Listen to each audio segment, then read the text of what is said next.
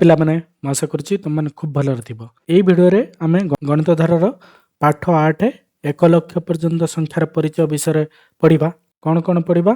ପ୍ରଥମେ ଯାହା ଆମର ପାଠ ଅଛି ବହିରେ, ଏଇ ପାଠ 8ରେ ଯାହା ଯାହା ପାଠ ଆମକୁ କରିବାର ଅଛି ତାହା ପଢ଼ିବା। ତାପରେ ଯାହା ଅଭ୍ୟାସ ଅଛି ତାହା ପଢ଼ିବା। ତାପରେ ଏଇ ଦୁଇଟା ପଢ଼ି ସାରିଲା ପରେ, ଅଭ୍ୟାସ କରିସାରିଲା ପରେ, ଏଇ ବିଷୟରୁ ଆଦର୍ଶ ବିଦ୍ୟାଳୟ ପରୀକ୍ଷାରେ, ନବୋଦୟ ବିଦ୍ୟାଳୟ ପରୀକ୍ଷାରେ, ବୃତ୍ତି ପରୀକ୍ଷାରେ ଯେଉଁ ସବୁ ପ୍ରଶ୍ନପତ୍ର ଆସିଛି ସେଗୁଡ଼ାକର ବି ସମାଧାନ ଆମେ କରିବା। କେମିତି ପଢ଼ିବା? ପଢ଼ିଲା ବେଳେ ଭିଡ଼ିଓକୁ ଷ୍ଟପ୍ କରି ନୋଟ୍ କରିବା। ଯଦି ପଢ଼ିଲା ବେଳେ ତୁମେ କୋଉଠି ଦେଖିଲ କି ମୁଁ କିଛି କଥା କହୁଛି ଯୋଉଟା ନୋଟ୍ କରିବା ଦରକାର, ଭିଡ଼ିଓକୁ ବନ୍ଦ କରିଦେବ। ସେଇଠି ବନ୍ଦ କରିଦେଇକି ନୋଟ୍ କରିବ।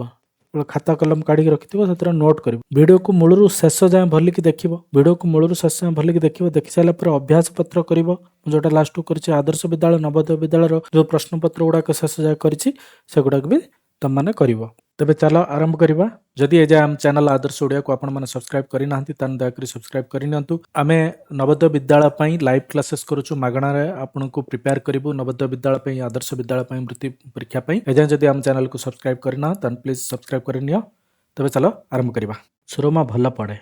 ପଢ଼ା କାମ ଶେଷ ହେଲେ ସେ ଘର କାମରେ ବାପା ମାଆଙ୍କୁ ସାହାଯ୍ୟ କରେ। ସୁରମା ଭଲ ନମ୍ବର ରଖି ଚତୁର୍ଥରେ ପଞ୍ଚମ ଶ୍ରେଣୀକୁ ଉତ୍ତୀର୍ଣ୍ଣ ହେଲା। ଖରାଦିନ ଛୁଟି ହେଲା। ସେ କୁକୁଡ଼ା ଫାର୍ମରେ ବାପାଙ୍କୁ ସାହାଯ୍ୟ କରିବା ପାଇଁ ବାହାରିଲା। ତାର ଆଗ୍ରହ ଦେଖି ବାପା ତାକୁ ଫାର୍ମକୁ ନେଇଗଲେ। ସେ କୁକୁଡ଼ା ଫାର୍ମ ଦେଖି ବହୁତ ଖୁସି ହେଲା। କୁକୁଡ଼ା ଫାର୍ମରେ ତାର ବାପା କେଉଁ ସବୁ କାମ କରୁଥିବ ବୋଲି ଭାବୁଛ ଲେଖ। କେଉଁ କାମରେ ସେ ସାହାଯ୍ୟ କରିପାରିବ ବୋଲି ବାପାଙ୍କୁ ପଚାରିଲା। କୁକୁଡ଼ା ଫାର୍ମରେ ତା ବାପା କେଉଁ କେଉଁ କାମ କରୁଥିବ? କୁକୁଡ଼ା ଫାର୍ମରେ କେଉଁ କେଉଁ କାମ କରନ୍ତି? କୁକୁଡ଼ା ଫାର୍ମରେ ହେଇପାରେ ଖାଦ୍ୟ ଦେବା। ଆଉ କ'ଣ କାମ କରୁଥିବେ? ସଫା କରିବା। 3ରେ ପାଣି ଦେବା। ଏଇସବୁ କାମ କରୁଥିବେ ତାଙ୍କ ବାପା। ବାପା କହିଲେ, ଅଫିସର କିଛି ହିସାବ କାମ ବାକି ଅଛି, ମୁଁ କରୁଛି। ତୁମେ ଏଇ ଲୋକମାନଙ୍କ ସାଙ୍ଗରେ ଯାଅ। ସେମାନେ ପ୍ରତି କୋଠରୀରୁ 1000ଟି ଲେଖାଏଁ ଅଣ୍ଡା ସଂଗ୍ରହ କରିବେ। 1ର 3ଟା ଶୂନ 1000। ପ୍ରତି କୋଠରୀରୁ କେତେଟା ଲେଖା ଅଣ୍ଡା ସଂଗ୍ରହ କରିବେ? 1000ଟି ଲେଖା ଅଣ୍ଡା ସଂଗ୍ରହ କରିବେ। ସେ ଅଣ୍ଡା ଗୁଡ଼ିକର ହିସାବ ରଖ। ସୁରମାର ବାପା ସୁରମାକୁ କହିଲେ, ଏଇ ଲୋକମାନଙ୍କ ସହିତ ଯାଅ, ଆଉ ପ୍ରତି ରୁମ୍ରେ 1000ଟି ଲେଖା ସେ ଲୋକ ଅଣ୍ଡା କାଢ଼ିବେ, ତାର ହିସାବ ରଖ। ସୁରମା କିପରି ଅଣ୍ଡାର ହିସାବ କଲା? ପ୍ରତି କୋଠରୀରୁ 1000ଟି ଲେଖା ଅଣ୍ଡା ସଂଗ୍ରହ ପରେ ମୋଟ କେତୋଟି ଅଣ୍ଡା ଅଛି ଗଣି ତାହାକୁ ଲେଖିଲା। ସୁରମା କେମିତି ହିସାବ କଲା? ପ୍ରତି କୋଠରୀରେ ଅଣ୍ଡା ସଂଗ୍ରହ ପରେ କେତେ ଅଣ୍ଡା ହେଲା ଦେଖିଲେ। ପ୍ରଥମ କୋଠରୀରୁ, ଏଇ କୋଠରୀରୁ ଅଣ୍ଡା ସଂଗ୍ରହ ପରେ ଏଇ କୋଠରୀରୁ କେତେଟା ଅଣ୍ଡା ବାହାରିଲା? 1000ଟା ଅଣ୍ଡା ବାହାରିଲା। ତାପରେ ଅଣ୍ଡା ସଂଖ୍ୟା କେତେ? 1000। 1000 ହେଲା, ଏଇଠି ଲେଖିଲା ସେ। ଦ୍ୱିତୀୟ କୋଠରୀରୁ ଅଣ୍ଡା ସଂଗ୍ରହ ପରେ କେତେ ହେଇଯିବ? ଦ୍ୱିତୀୟ କୋଠରୀରୁ ଅଣ୍ଡା ସଂଗ୍ରହ ପରେ ପ୍ରଥମ କୋଠରୀରୁ ବାହାରିଥିଲା 1000, ତାପରେ ଦ୍ୱିତୀୟ କୋଠରୀରୁ ବାହାରିଲା 1000, କାରଣ ପ୍ରତ୍ୟେକ କୋଠରୀରୁ 1000 ଲେଖା ଅଣ୍ଡା ବାହାରୁଛି। ତାହେଲେ ସେ ତାକୁ ମିଶାଇ ଦେଲା। 0 1 1 2 2000। ତାହେଲେ ଦ୍ୱିତୀୟ କୋଠରୀରୁ ଅଣ୍ଡା ସଂଗ୍ରହ ପରେ, ଦ୍ୱିତୀୟ କୋଠରୀର ଯେତେବେଳେ ଅଣ୍ଡା ସଂଗ୍ରହ ସରିଗଲା, ଦିଟା କୋଠରୀର ଅଣ୍ଡା ସଂଖ୍ୟା ମିଶାଇକି କେତେ ହେଇଗଲା? 2000। ତାକୁ ଏଇଭଳିଆ ଲେଖିବା 2000। ସେମିତି ତୃତୀୟ କୋଠରୀରୁ ଅଣ୍ଡା ସଂଗ୍ରହ ପରେ କେତେ ହେଇଯିବ? 3000। ତୃତୀୟ କୋଠରୀରୁ 3000 କେମିତି ଜାଣିଲା? ନା ପ୍ରଥମ ଦୁଇଟି କୋଠରୀରୁ 2000 ହେଇଥିଲା, ତା ଦେହରେ 1000 ମିଶାଇ ଦେଲା ସୁରମା। ତ କେତେ ହେଇଗଲା? 2 1 3 3000 ହେଇଗଲା।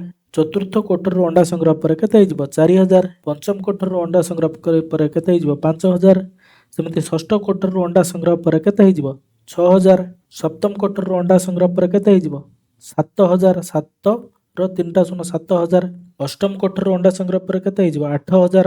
ଏଠି ଲେଖିଦେବ 8000। ନବମ କୋଠରୀରୁ ଅଣ୍ଡା ସଂଗ୍ରହ ପରେ କେତେ ଅଣ୍ଡା ହେଇଯିବ? 9000।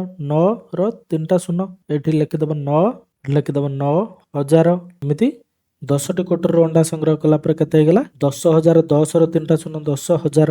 10ଟି ରୁମ୍ରୁ ଅଣ୍ଡା ସଂଗ୍ରହ କରିଦେଲା ପରେ ଟୋଟାଲ ଅଣ୍ଡା ହେଇଗଲା 10000। ସୁରମାର ନିର୍ଭୁଲ ହିସାବ ଦେଖି ବାପା ଖୁସି ହେଲେ। କହିଲେ, ସାବାସ୍ ସୁରମା, ସାବାସ୍, ତୁମେ ହିସାବ ଠିକ୍ କରିଛ। ସୁରମା ଠିକ୍ ହିସାବ କରିଥିଲା। 10ଟି କୋଠରୀର ଅଣ୍ଡା ହିସାବ ପରେ ମୋଟ ଅଣ୍ଡା ସଂଖ୍ୟା ହେଲା କେତେ? 10000। 10ର 3ଟା ଶୂନ, ଏହାକୁ 10, 3ଟା ଶୂନ ମଧ୍ୟ କୁହାଯାଏ। 10000କୁ ଏକ ଅୟୁତ ମଧ୍ୟ କୁହାଯାଏ। 10000କୁ ଆମେ ଏଇଭଳିଆ ଲେଖିବା 10, 3ଟା ଶୂନ। ଯେତେବେଳେ ସଂଖ୍ୟାଟି ବଡ଼ ହେଇଯାଏ ଆମେ ପ୍ରଥମେ 3ଟା ସଂଖ୍ୟା ପରେ ଗୋଟେ କମା ଦେବା। ବାମ ଆଡ଼ୁ 3ଟା, ଡାହାଣ ଆଡ଼ୁ ଆରମ୍ଭ କରିବା। 3ଟା ସଂଖ୍ୟା ପରେ ଗୋଟେ କମା ଦେବା। ତାପରେ ଏଇଟା ହେଇଯିବ 10000। 10000 ବୋଲି କେମିତି ଜାଣିଛ? 1000 ମାନେ 3ଟା ସଂଖ୍ୟା ଥିବ, 3ଟା ଶୂନ ଥିବ, 10 ପରେ 3ଟା ସଂଖ୍ୟା ଅଛି, 10 ପରେ 3ଟା ସଂଖ୍ୟା ଅଛି, ମାନେ ଏଟା 10000। ଏଟାକୁ ଲେଖନ୍ତି 10000। 10000କୁ ଆମେ ଏକ ଅୟୁତ ବି କହିପାରିବା। କ'ଣ କହିବା? ଏକ ଅୟୁତ ବି କହିପାରିବା। ଏକ ଅୟୁତ କହିପାରିବା। ତ ମନେ ରଖିଥିବ, 10000କୁ ଏକ ଅୟୁତ କୁହନ୍ତି। 10000 ମାନେ 10ର 3ଟା ଶୂନ ବା 1ର 4ଟା ଶୂନ, ଯୋଉଟା ତାକୁ ଆମେ କହିବା ଏକ ଅୟୁତ ଅୟୁତ ଏକ ଅୟୁତ କହିପାରିବା। ଯେପରି 10 1 1 10 10 10 100 10 100 1000 ସେପରି 10,000 ହେଉଛି ଏକ ଅୟୁତ। କ'ଣ ହେଲା ନା 10 1 10 1 ମାନେ 10ଟି ଏକ 10ଟି ଏକକୁ ମିଶାଇଲେ କେତେ ହେବ 1 1 1 ଭଳିଆ ଯଦି ଆମେ 10ଟା ମିଶାଇବା ତାତେ କେତେ ହେଇଯିବ 10 ହେଇଯିବ। ସେଭଳିଆ 10ଟି 10 10ଟି 10କୁ 10ଟି 10 10 ଗୁଣନ 10 10 10 କେତେ 100 ବା 100 ବା 100 କହିବା 100 100 ସେହିପରି 10 100 ହେଲେ କେତେ ହେବ 10 ଗୁଣନ 100 10 ଗୁଣନ 100 10 ଗୁଣନ 100 କେତେ ହେଇଯିବ 1000 10 7 ହେଉଛି 1ର 3ଟା ଶୂନ ବା 1000କୁ କହିବା 1000 ସେଭଳିଆ 10,000 10ଟା ହଜାର 10 1ର ଶୂନ 10 ଗୁଣନ 1ର 3ଟା ଶୂନ 1000 10ଟା 10,000 ହେଲେ କେତେ ହେଇଯିବ 10,000 ହେଇଯିବ ବା 1ର 4ଟା ଶୂନ ହେଇଯିବ 1ର 4ଟା ଶୂନକୁ ଆମେ କହିବା ଏକ ଅୟୁତ। ମନେ ରଖିବ। ସଂଖ୍ୟା ସମ୍ବନ୍ଧରେ ଆଉ କିଛି କଥା ଜାଣି ରଖ 10,000 ବା 1ର 4ଟା ଶୂନକୁ ଏକ ଅୟୁତ କୁହନ୍ତି। 10,000 ହେଉଛି 5 ଅଙ୍କ ବିଶିଷ୍ଟ ସଂଖ୍ୟା ଏହା ମଧ୍ୟ 5 ଅଙ୍କ ବିଶିଷ୍ଟ କ୍ଷୁଦ୍ରତମ ସଂଖ୍ୟା। ଦେଖ 10,000 ମୁଁ 10,000 ଆଉ ଥରେ ଲେଖିଦେବି 1ର 4ଟା ଶୂନ 1 2 3 4 ଇଏ ହେଉଛି 10,000 ବା ଏକ ଅୟୁତ। ଏଟା କେତେ ଅଙ୍କ ବିଶିଷ୍ଟ ସଂଖ୍ୟା କେତେ ଅଙ୍କ ଇଏ ଗୋଟେ 1 ଅଙ୍କ 2 ଅଙ୍କ 3 ଅଙ୍କ 4 ଅଙ୍କ 5 ଅଙ୍କ ଟୋଟାଲ 5ଟା ଅଙ୍କ ଅଛି। ଏଠି କେତେଟା ଅଙ୍କ ଅଛି 5ଟା ଅଙ୍କ ଅଛି ତ ଇଏ ହେଉଛି 5 ଅଙ୍କ ବିଶିଷ୍ଟ ସଂଖ୍ୟା 5 ଅଙ୍କ ବିଶିଷ୍ଟ ସଂଖ୍ୟା ଆଉ ଏକ ଅୟୁତ ବା 1ର 5ଟା ଶୂନ ହେଉଛି 5 ଅଙ୍କ ବିଶିଷ୍ଟ କ୍ଷୁଦ୍ରତମ ସଂଖ୍ୟା। ମନେ ରଖିଥିବ। ତୁମକୁ ଯେତେବେଳେ ବି କୁହାଯିବ କିଛି ଅଙ୍କ ବିଶିଷ୍ଟ କ୍ଷୁଦ୍ରତମ କିମ୍ବା ବୃହତ୍ତମ ସଂଖ୍ୟା ଲେଖିବା ପାଇଁ ମୁଁ ତାର ଗୋଟେ ସୂତ୍ର କହୁଛି। ଯଦି ତୁମକୁ କୁହାଯିବ କି 2 ଅଙ୍କ ବିଶିଷ୍ଟ କ୍ଷୁଦ୍ରତମ ସଂଖ୍ୟା ଲେଖ ତମେ ତ ପ୍ରଥମେ ଜାଣିଲ 2 ଅଙ୍କ 2ଟା ଗାର ପକାଇଦେବ 2 ଅଙ୍କ ବିଶିଷ୍ଟ କ୍ଷୁଦ୍ରତମ ସଂଖ୍ୟା ମୁଁ ଆଉଥରେ ଲେଖିଦେଉଛି 2 ଅଙ୍କ ବିଶିଷ୍ଟ କ୍ଷୁଦ୍ରତମ ସଂଖ୍ୟା ଲେଖିଲେ ଯେତିକି ଅଙ୍କ କହିଥିବ ସେତଟା ଗାର ପକାଇଦେବ ଡାହାଣୁ ଆଡ଼ୁ ପ୍ରଥମ ଘରୁ 1 ଲେଖିଦେବ ତାପରେ ଯେତିକି ଘର ଥିବ ତାକୁ ଶୂନ କରିଦେବ। ଯଦି ମୁଁ କହିଥାନ୍ତି 3 ଅଙ୍କ ବିଶିଷ୍ଟ କ୍ଷୁଦ୍ରତମ ସଂଖ୍ୟା ତମେ କ'ଣ କରିଥାନ୍ତ 3 ଅଙ୍କ ମାନେ 3ଟା ଗାର ପକାଇଦେବ ତାପରେ କ'ଣ କରିବ ଡାହାଣ ଆଡ଼ୁ ପ୍ରଥମ ଘରେ 1 ଲେଖିଦେବ ତାପରେ 2ଟା ଶୂନ ପକାଇଦେବ। ସେଭଳିଆ 4 ଅଙ୍କ ବିଶିଷ୍ଟ ଯଦି ମୁଁ କହିଥାନ୍ତି କ୍ଷୁଦ୍ରତମ ସଂଖ୍ୟା ତମେ କ'ଣ କରିଥାନ୍ତ 4ଟା ଗାର ପକାଇଦେବ ଡାହାଣ ପଟୁ ପ୍ରଥମ ଘରେ 1 ତାପରେ 3ଟା ଶୂନ। ସେଭଳିଆ ଯଦି 5 ଅଙ୍କ ବିଶିଷ୍ଟ କ୍ଷୁଦ୍ରତମ ସଂଖ୍ୟା କହିଥାନ୍ତି ତମେ କ'ଣ କରିଥାନ୍ତ 5ଟା ଗାର ପକାଇଦେବ 1 2 3 4 5 ପ୍ରଥମ ଘରେ 1 ତାପରେ 1 2 3 4 4ଟା ଶୂନ ମିଶାଇଦେଲା ଏଇ ସଂଖ୍ୟାଟି କିଏ ଏଇଠି ସଂଖ୍ୟାଟି ଯୋଉଟା ଏକ ଅୟୁତ ତାହେଲେ 5 ଅଙ୍କ ବିଶିଷ୍ଟ କ୍ଷୁଦ୍ରତମ ସଂଖ୍ୟା ହେଉଛି ଏକ ଅୟୁତ। 4 ଅଙ୍କ ବିଶିଷ୍ଟ ବୃହତ୍ତମ ସଂଖ୍ୟାରେ 1 ଯୋଗ କଲେ 5 ଅଙ୍କ ବିଶିଷ୍ଟ କ୍ଷୁଦ୍ରତମ ସଂଖ୍ୟା ହେବ।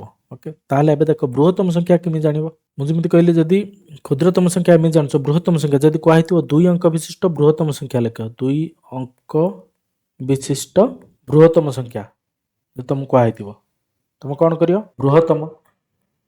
ବୃହତ୍ତମ ଯେତେବେଳେ କୁହାହେଇଥିବ ସେଇଭଳିଆ ଯେତେ ଅଙ୍କ ବିଶିଷ୍ଟ କହିଥିବ ସେତେଟା ଗାର ପକାଇଦେବ ତାପରେ ସବୁ ଗାର ଉପରେ 9 ଲେଖିଦେବ 2 ଅଙ୍କ ବିଶିଷ୍ଟ ବୃହତ୍ତମ ସଂଖ୍ୟା ହେଉଛି 9 9 99 ସେଭଳିଆ 3 ଅଙ୍କ ବିଶିଷ୍ଟ ବୃହତ୍ତମ ସଂଖ୍ୟା କ'ଣ ହେବ 3 ଅଙ୍କ ବିଶିଷ୍ଟ ବୃହତ୍ତମ ସଂଖ୍ୟା କ'ଣ ହେବ 3ଟା ଗାର ପକାଇଦେବ ତାପରେ 3ଟା 9 ଲେଖିଦେବ 999 ସେଭଳିଆ 4 ଅଙ୍କ ବିଶିଷ୍ଟ ବୃହତ୍ତମ ସଂଖ୍ୟା କେତେ ହେବ 4ଟା ଗାର ପକାଇଦେବ ତାପରେ ସବୁ ଉପରେ 9 ଲେଖିଦେବ 9 9 9 9 9,999 ଏଇ 9,999ରେ ଯଦି ଆମେ 1 ମିଶାଇବା 9 10ରୁ 0 ରଖିନେଲା 1 9 10ରୁ 0 ରଖିନେଲା 1 9 10ରୁ 0 ରଖିନେଲା 1 9 10ରୁ 0 ରଖିନେଲା ଆଉ 1 ନାହିଁ 10 ଡାଇରେକ୍ଟଲି ଲେଖିଦେବ 9 10 10ର 3ଟା ଶୂନ ବା ଏକ ଅୟୁତ ଯେଉଁ ସଂଖ୍ୟାଟି ଆମେ ଜାଣିଛନ୍ତି ତାହେଲେ 4 ଅଙ୍କ ବିଶିଷ୍ଟ ବୃହତ୍ତମ ସଂଖ୍ୟାରେ 1 ମିଶାଇଲେ 5 ଅଙ୍କ ବିଶିଷ୍ଟ କ୍ଷୁଦ୍ରତମ ସଂଖ୍ୟା ସୃଷ୍ଟି ହେଉଛି। ସବୁବେଳେ ଏଇଟା ମନେ ରଖିଥିବ 4 ଅଙ୍କ ବିଶିଷ୍ଟ ବୃହତ୍ତମ ସଂଖ୍ୟାରେ 1 ମିଶାଇଲେ 5 ଅଙ୍କ ବିଶିଷ୍ଟ କ୍ଷୁଦ୍ରତମ ସଂଖ୍ୟା ସୃଷ୍ଟି ହେଉଛି ସେଇ କଥା ସେ ଏଇଠି କହିଛି। 4 ଅଙ୍କ ବିଶିଷ୍ଟ ବୃହତ୍ତମ ସଂଖ୍ୟାଟିର ଠିକ୍ ପରବର୍ତ୍ତୀ ସଂଖ୍ୟା ହେଉଛି 10,000 4 ଅଙ୍କ ବିଶିଷ୍ଟ ବୃହତ୍ତମ ସଂଖ୍ୟାରେ 1 ଯୋଗ କଲେ 10,000 ମିଳିବ ତାହେଲେ ସେ କ'ଣ କହୁଛି ଯଦି 4 ଅଙ୍କ ବିଶିଷ୍ଟ ସଂଖ୍ୟାରେ 1 ଯୋଗ କଲେ 10,000 ମିଳୁଛି ତାହେଲେ 4 ଅଙ୍କ ବିଶିଷ୍ଟ ସଂଖ୍ୟାର ପରବର୍ତ୍ତୀ ସଂଖ୍ୟାଟା ହେଉଛି 10,000 ଟଙ୍କା। ପ୍ରତି ଯେତିକି ସଂଖ୍ୟାର ତାକୁ ଯଦି ପରବର୍ତ୍ତୀ ସଂଖ୍ୟା ତୁମକୁ ପାଇବାର ଥିବ ତାକୁ କ'ଣ କରିବ? 1 ମିଶାଇ ଦେବ। 10ର ପରବର୍ତ୍ତୀ ସଂଖ୍ୟା କେତେ ହେବ? 10 × 11। ପୂର୍ବବର୍ତ୍ତୀ ସଂଖ୍ୟା ଯଦି ଗୋଟେ ସଂଖ୍ୟାର ପାଇବାର ଅଛି, 11ର ପୂର୍ବବର୍ତ୍ତୀ ସଂଖ୍ୟା ପୂର୍ବରୁ କହି ଅଛି ଯଦି ଜାଣିବାର ଅଛି, ତାପରେ 1 ଫେଡ଼ି ଦେବ। 1ରୁ 1 ପଳେଇଲା 0, 10। ପରବର୍ତ୍ତୀ ସଂଖ୍ୟା ପାଇଁ 1 ମିଶାଇବ, ପୂର୍ବବର୍ତ୍ତୀ ସଂଖ୍ୟା ପାଇଁ 1 ଫେଡ଼ିବ। ସେଇଭଳିଆ ଏଠି କ'ଣ କହୁଛି? 9,999। 9,999 ଯେଉଁଟା 9,999 ହେଉଛି 4 ଅଙ୍କ ବିଶିଷ୍ଟ ବୃହତ୍ତମ ସଂଖ୍ୟା। କହିଲେ 9,999 ତା ଦ୍ୱାରା ଆମେ 1 ଯଦି ମିଶାଇ ଦେବା, ୟାର ମାନେ 4,999ର ପରବର୍ତ୍ତୀ ସଂଖ୍ୟାଟା ହେଉଛି କେତେ? 10,000 ବା 5 ଅଙ୍କ ବିଶିଷ୍ଟ କ୍ଷୁଦ୍ରତମ ସଂଖ୍ୟା। ଏଇଟା ହେଉଛି 5 ଅଙ୍କ ବିଶିଷ୍ଟ କ୍ଷୁଦ୍ରତମ ସଂଖ୍ୟା। ଏତିକି ତ ବୁଝିପାରିଲ। ତାପରେ ଲକ୍ଷ୍ୟ କର, 10,000ରେ 1 ମିଶାଇଲେ କେତେ ହେଇଯିବ? 10,001। ଏଥିରେ କିଛି ବୁଝିବାର ରହୁନି। 10,000 ଏଇଠି ମୁଁ ଏଇଠି 1 ମିଶାଇ ଦେଲେ କେତେ ହେଇଗଲା? 10,001 ହେଇଗଲା। 10,001ରେ ଆଉ 1 ମିଶାଇଲା 10,002 ହେଇଗଲା। 10,002କୁ 1 ସହିତ 2 କହିପାରିବା। 10,002ର 1 ମିଶାଇଲେ 10,003। 10,003କୁ ଆମେ 1 ସହିତ 3 କହିପାରିବା। 10,001 ସହିତର ଠିକ୍ ପରବର୍ତ୍ତୀ ସଂଖ୍ୟା ହେଉଛି 10,001 ବା 1 ସହିତ 1। 10,001ର 10,001 ବା 1 ସହିତ 1ର ଠିକ୍ ପରବର୍ତ୍ତୀ ସଂଖ୍ୟା ହେଉଛି 10,002 ବା 1 ସହିତ 2। ସେଭଳିଆ 10,002ର ବା 1 ସହିତ 2ର ଠିକ୍ ପରବର୍ତ୍ତୀ ସଂଖ୍ୟା କେତେ ହେବ? 1ର ମଝିରେ 3ଟା ଶୂନ ତାପରେ 3। 1 ସହିତ 3 ବା 10,003। ସେଭଳିଆ 10,003 ବା 1 ସହିତ 3ର ଠିକ୍ ପରବର୍ତ୍ତୀ ସଂଖ୍ୟା କେତେ ହେବ? 1ର 3ଟା ଶୂନ 4। 1ର 3ଟା ଶୂନ 3ରେ 1 ମିଶାଇ ଦେବ। 1ର 3ଟା ଶୂନ 3 ବା 1 ସହିତ 3 ବା 10,003ରେ 1 ମିଶାଇ ଦେବା। 3 1 4 0 0 0 0 0 0 1। 1ର 3ଟା ଶୂନ 4 ବା ଏଇଟାକୁ ପଢ଼ିବା ଆମେ 1 ସହିତ 4। ଏହି କ୍ରମରେ ଆଗକୁ ବଢ଼ାଉ। এই କ୍ରମରେ ଲେଖି ଚାଲିଲେ 5 ଅଙ୍କ ବିଶିଷ୍ଟ ସବୁଠାରୁ ବଡ଼ ସଂଖ୍ୟାଟି କେତେ ହେବ? 5 ଅଙ୍କ ବିଶିଷ୍ଟ ଏଇଭଳିଆ ଯଦି ଆମେ 1 1 ବଢ଼େଇ ଚାଲିବା, 5 ଅଙ୍କ ବିଶିଷ୍ଟ ସବୁଠାରୁ ବଡ଼ ସଂଖ୍ୟା କେତେ ହେବ?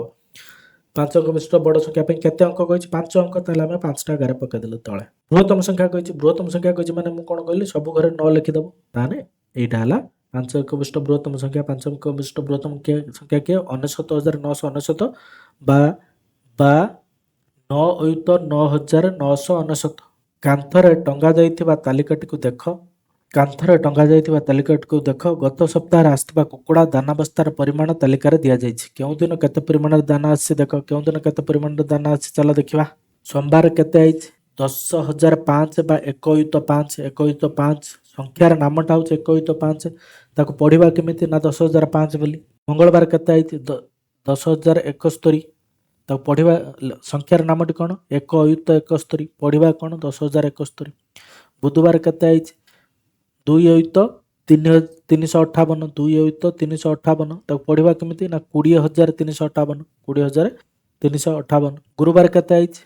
32,920 ବା 3 ସହିତ 2,920। 3 ସହିତ 2,920 ବା 32,920। ସେଭଳିଆ ଶୁକ୍ରବାର କେତେ ହେଇଛି? ଶୁକ୍ରବାର କେତେ ହେଇଛି ଚାଲ କରି ପଢ଼ିବା ତାକୁ। 5,0,7,0,0। 5,0,7,0,0କୁ କ'ଣ ପଢ଼ିବା? 5 ଅୟୁତ। 5 ଅୟୁତ କିଛି ହଜାର ନାହିଁ। ଦେଖ ଏଇଟା 5 ସହିତ 1000 କିଛି ନାହିଁ। 700। 700 ୟାକୁ ଯେତେବେଳେ ପଢ଼ିବା 1000ରେ କରିକି ପଢ଼ିବା। 1000 ମାନେ ଏଇ ଡାହାଣ ଆଡ଼ୁ 3ଟା ଘର ଛାଡ଼ି କମା ଦେଇଦେବ। କମା ଦେଲା ପରେ ତା ପୂର୍ବରୁ କମା ପୂର୍ବରୁ ଯେତିକି ରହିବ ସେତିକି 1000। ଏଠି କେତେ ରହିଛି? 50,000। ଏଟା ହେଇଯିବ 50,000 700। 50,700 ପଢ଼ିବାକୁ 50,700 କିନ୍ତୁ ସଂଖ୍ୟାଟି ହେଉଛି 5 ସହିତ 1 10 100 1000 ଅୟୁତ। 5 ଅୟୁତ 1000 ଘର କିଛି ନାହିଁ। 100 ଘର 7 ତାର 5 ସହିତ 700। ସେଭଳିଆ ଶନିବାର କେତେ ହେଇଛି ଦେଖ। ଶନିବାର କେତେ ହେଇଛି? 8 1 2 3 4। ଏଟାକୁ ଯଦି ପଢ଼ିବା କେତେ? 1 10 100 1000 ଅୟୁତ। ଏଟା କ'ଣ ପଢ଼ିବା? 8 ଅୟୁତ। ଏଟା ସଂଖ୍ୟାଟାର ନାମ 8 ଅୟୁତ। ପଢ଼ିବା ଯେତେବେଳେ କ'ଣ କରିବା? ମୁଁ କହିଥିଲି ଫାଷ୍ଟ 3ଟା ଡାହାଣ ପଟରୁ 3ଟା ଛାଡ଼ିକି କମା ଦେଇଦେବ। କମା ଦେଲେ କମା ପୂର୍ବରୁ ଯେତିକି ରହିଲା ସେତିକି 1000। କାରଣ ଏଠି 3ଟା ସଂଖ୍ୟା ଅଛି। ଯଦି ଗୋଟେ ସଂଖ୍ୟା ପରେ 3ଟା ଆହୁରି ସଂଖ୍ୟା ରହିଲାଣି ମାନେ ସିଏ ସେତିକି 1000 ହେଇଯିବ। ତାହେଲେ ଏଠି 80 ପରେ 3ଟା ଶୂନ ଅଛି। ତାହେଲେ ଏଟା ହେଇଗଲା 80,000। ଏଟାକୁ ପଢ଼ିବା କ'ଣ? 80,000 ପଢ଼ିବା। ତାପରେ ରବିବାର କ'ଣ ଅଛି ଦେଖିବା। ରବିବାର କେତେ ଅଛି? 9 7 0 0 5। ଏଟା ତ କେତେ ପ୍ରଥମେ ଦେଖିବା। 1 10 100 1000 ଅୟୁତ। ତାହେଲେ ଏଟା କ'ଣ ପଢ଼ିବା? 9 ଅୟୁତ। 9 ଅୟୁତ 1000 ଘରେ 7 ଅଛି। 7,000 100 କିଛି ନାହିଁ। 10 ବି କିଛି ନାହିଁ। 5 ତାହେଲେ 9 ଅୟୁତ 7005। ୟାକୁ ପଢ଼ିବା କେମିତି ନା ମୁଁ କହିଥିଲି ତିନିଟା ଡାହାଣ ଆଡ଼ୁ ତିନିଟା ପରେ କମା ଦେଇଦେବ। ତ କମା ଦେଲେ 9ର 7 କେତେ ହେଲା ଏଟା 97। ତାହେଲେ 97 କେତେ ହେଇଯିବ 1000, 97,005 ହେଇଯିବ। ୟାକୁ ପଢ଼ିବା 97,005। ତାପରେ କ'ଣ କହୁଛି ଦେଖ, ସେହିପରି ଆମ ସାରଣୀରେ ଖାଲି ଘର ପୂରଣ କରିବା।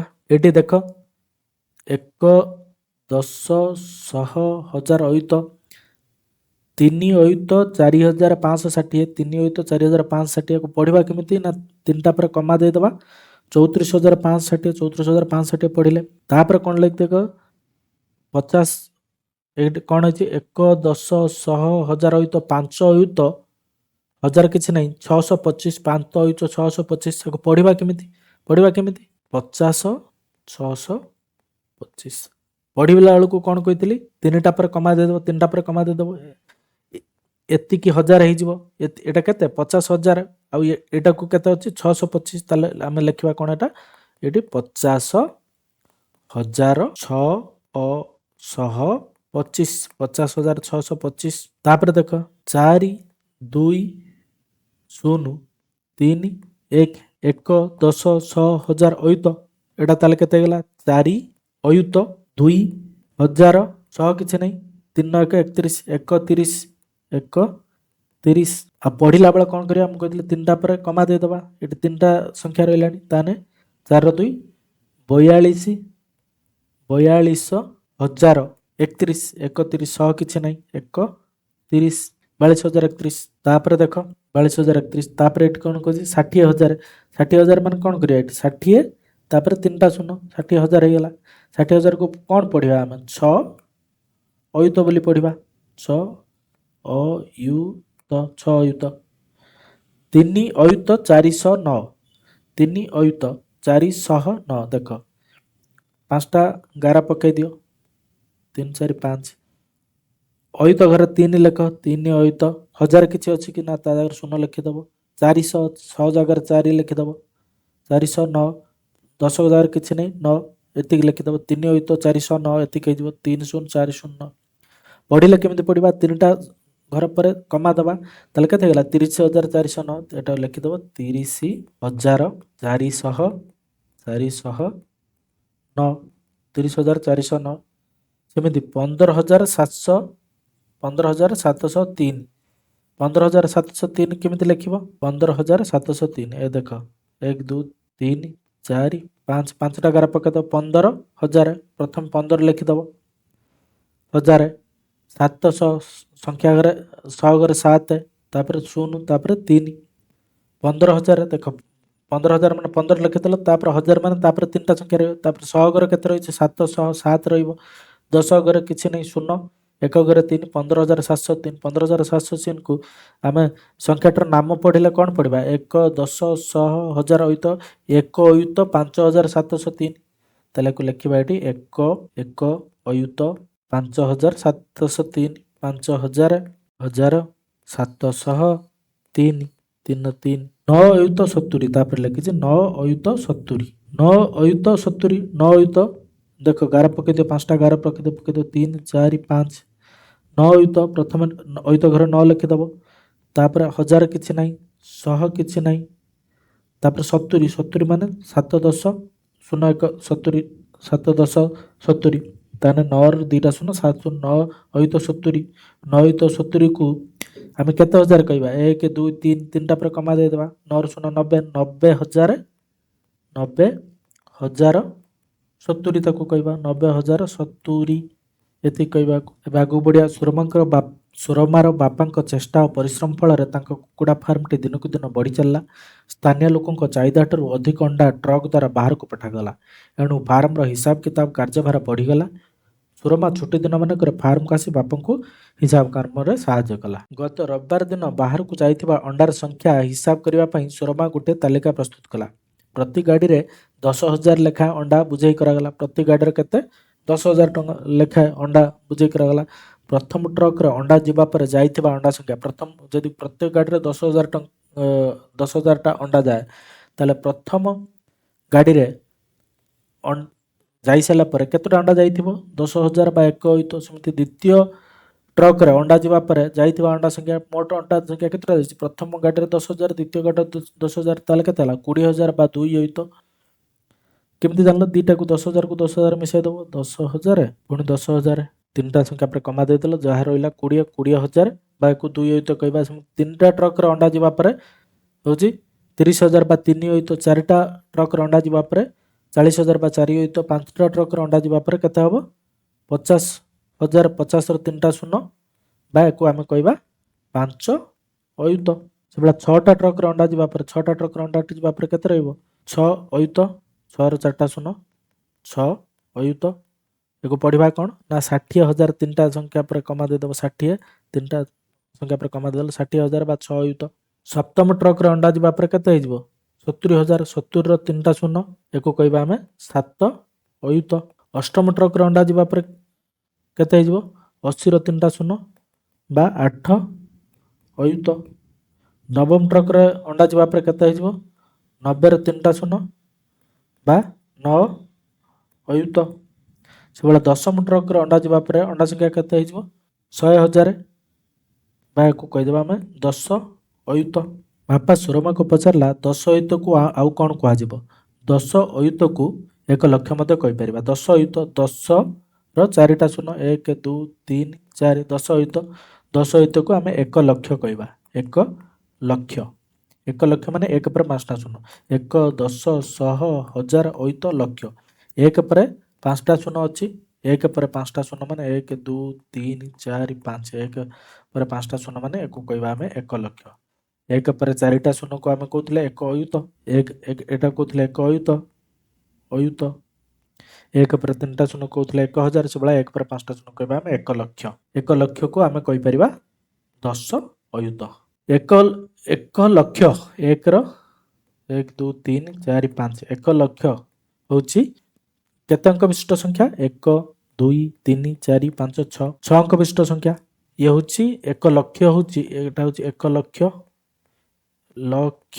1 ଲକ୍ଷ ହେଉଛି 6 ଅଙ୍କ ବିଶିଷ୍ଟ କ୍ଷୁଦ୍ରତମ ସଂଖ୍ୟା ମୁଁ କହିଥିଲି ଯେତେବେଳେ ତୁମକୁ କ୍ଷୁଦ୍ରତମ ସଂଖ୍ୟା ପଚରାଯିବ ତୁମେ କ'ଣ କରିବ ଯେତିକି ଅଙ୍କ ବିଶିଷ୍ଟ କହିଥିବ 6 ଅଙ୍କ ବିଶିଷ୍ଟ କହିଥିବ ତାହେଲେ 6ଟା ଗାର ପକାଇଦେଲ 6ଟା ଜାଗା କରିଦେଲ ଏକ ସ୍ଥାନ ମାନେ ପ୍ରଥମ ଘରେ 1 ରଖିଦେବ ତାପରେ ସବୁ ଘରେ ଶୂନ କରିଦେବ ତାହେଲେ ଏଇଟା ହେଉଛି 1 ଲକ୍ଷ ହେଇଗଲା 1 ଲକ୍ଷ ହେଉଛି 6 ଅଙ୍କ ବିଶିଷ୍ଟ କ୍ଷୁଦ୍ରତମ ସଂଖ୍ୟା ଆସ ଆମେ ସାରଣୀରେ ଖାଲି ଘର ପୂରଣ କରିବା ସଂଖ୍ୟାର ନାମ ଓ କିପରି ପଡ଼ିବା ଦେଖ ଏଠି କ'ଣ ସଂଖ୍ୟା ଅଛି 1 2 3 4 5 6 1 10 100 1000 ଅୟୁତ ଲକ୍ଷ ଏ ହେଉଛି 1 ଲକ୍ଷ 2 ଅୟୁତ 3,457 1 ଲକ୍ଷ 2 ଅୟୁତ 3,400 5 6 ଅଛି ଏଟା 6 ଅଛି 56 1 2 3 4 5 6 1 10 100 1000 ଅୟୁତ ଲକ୍ଷ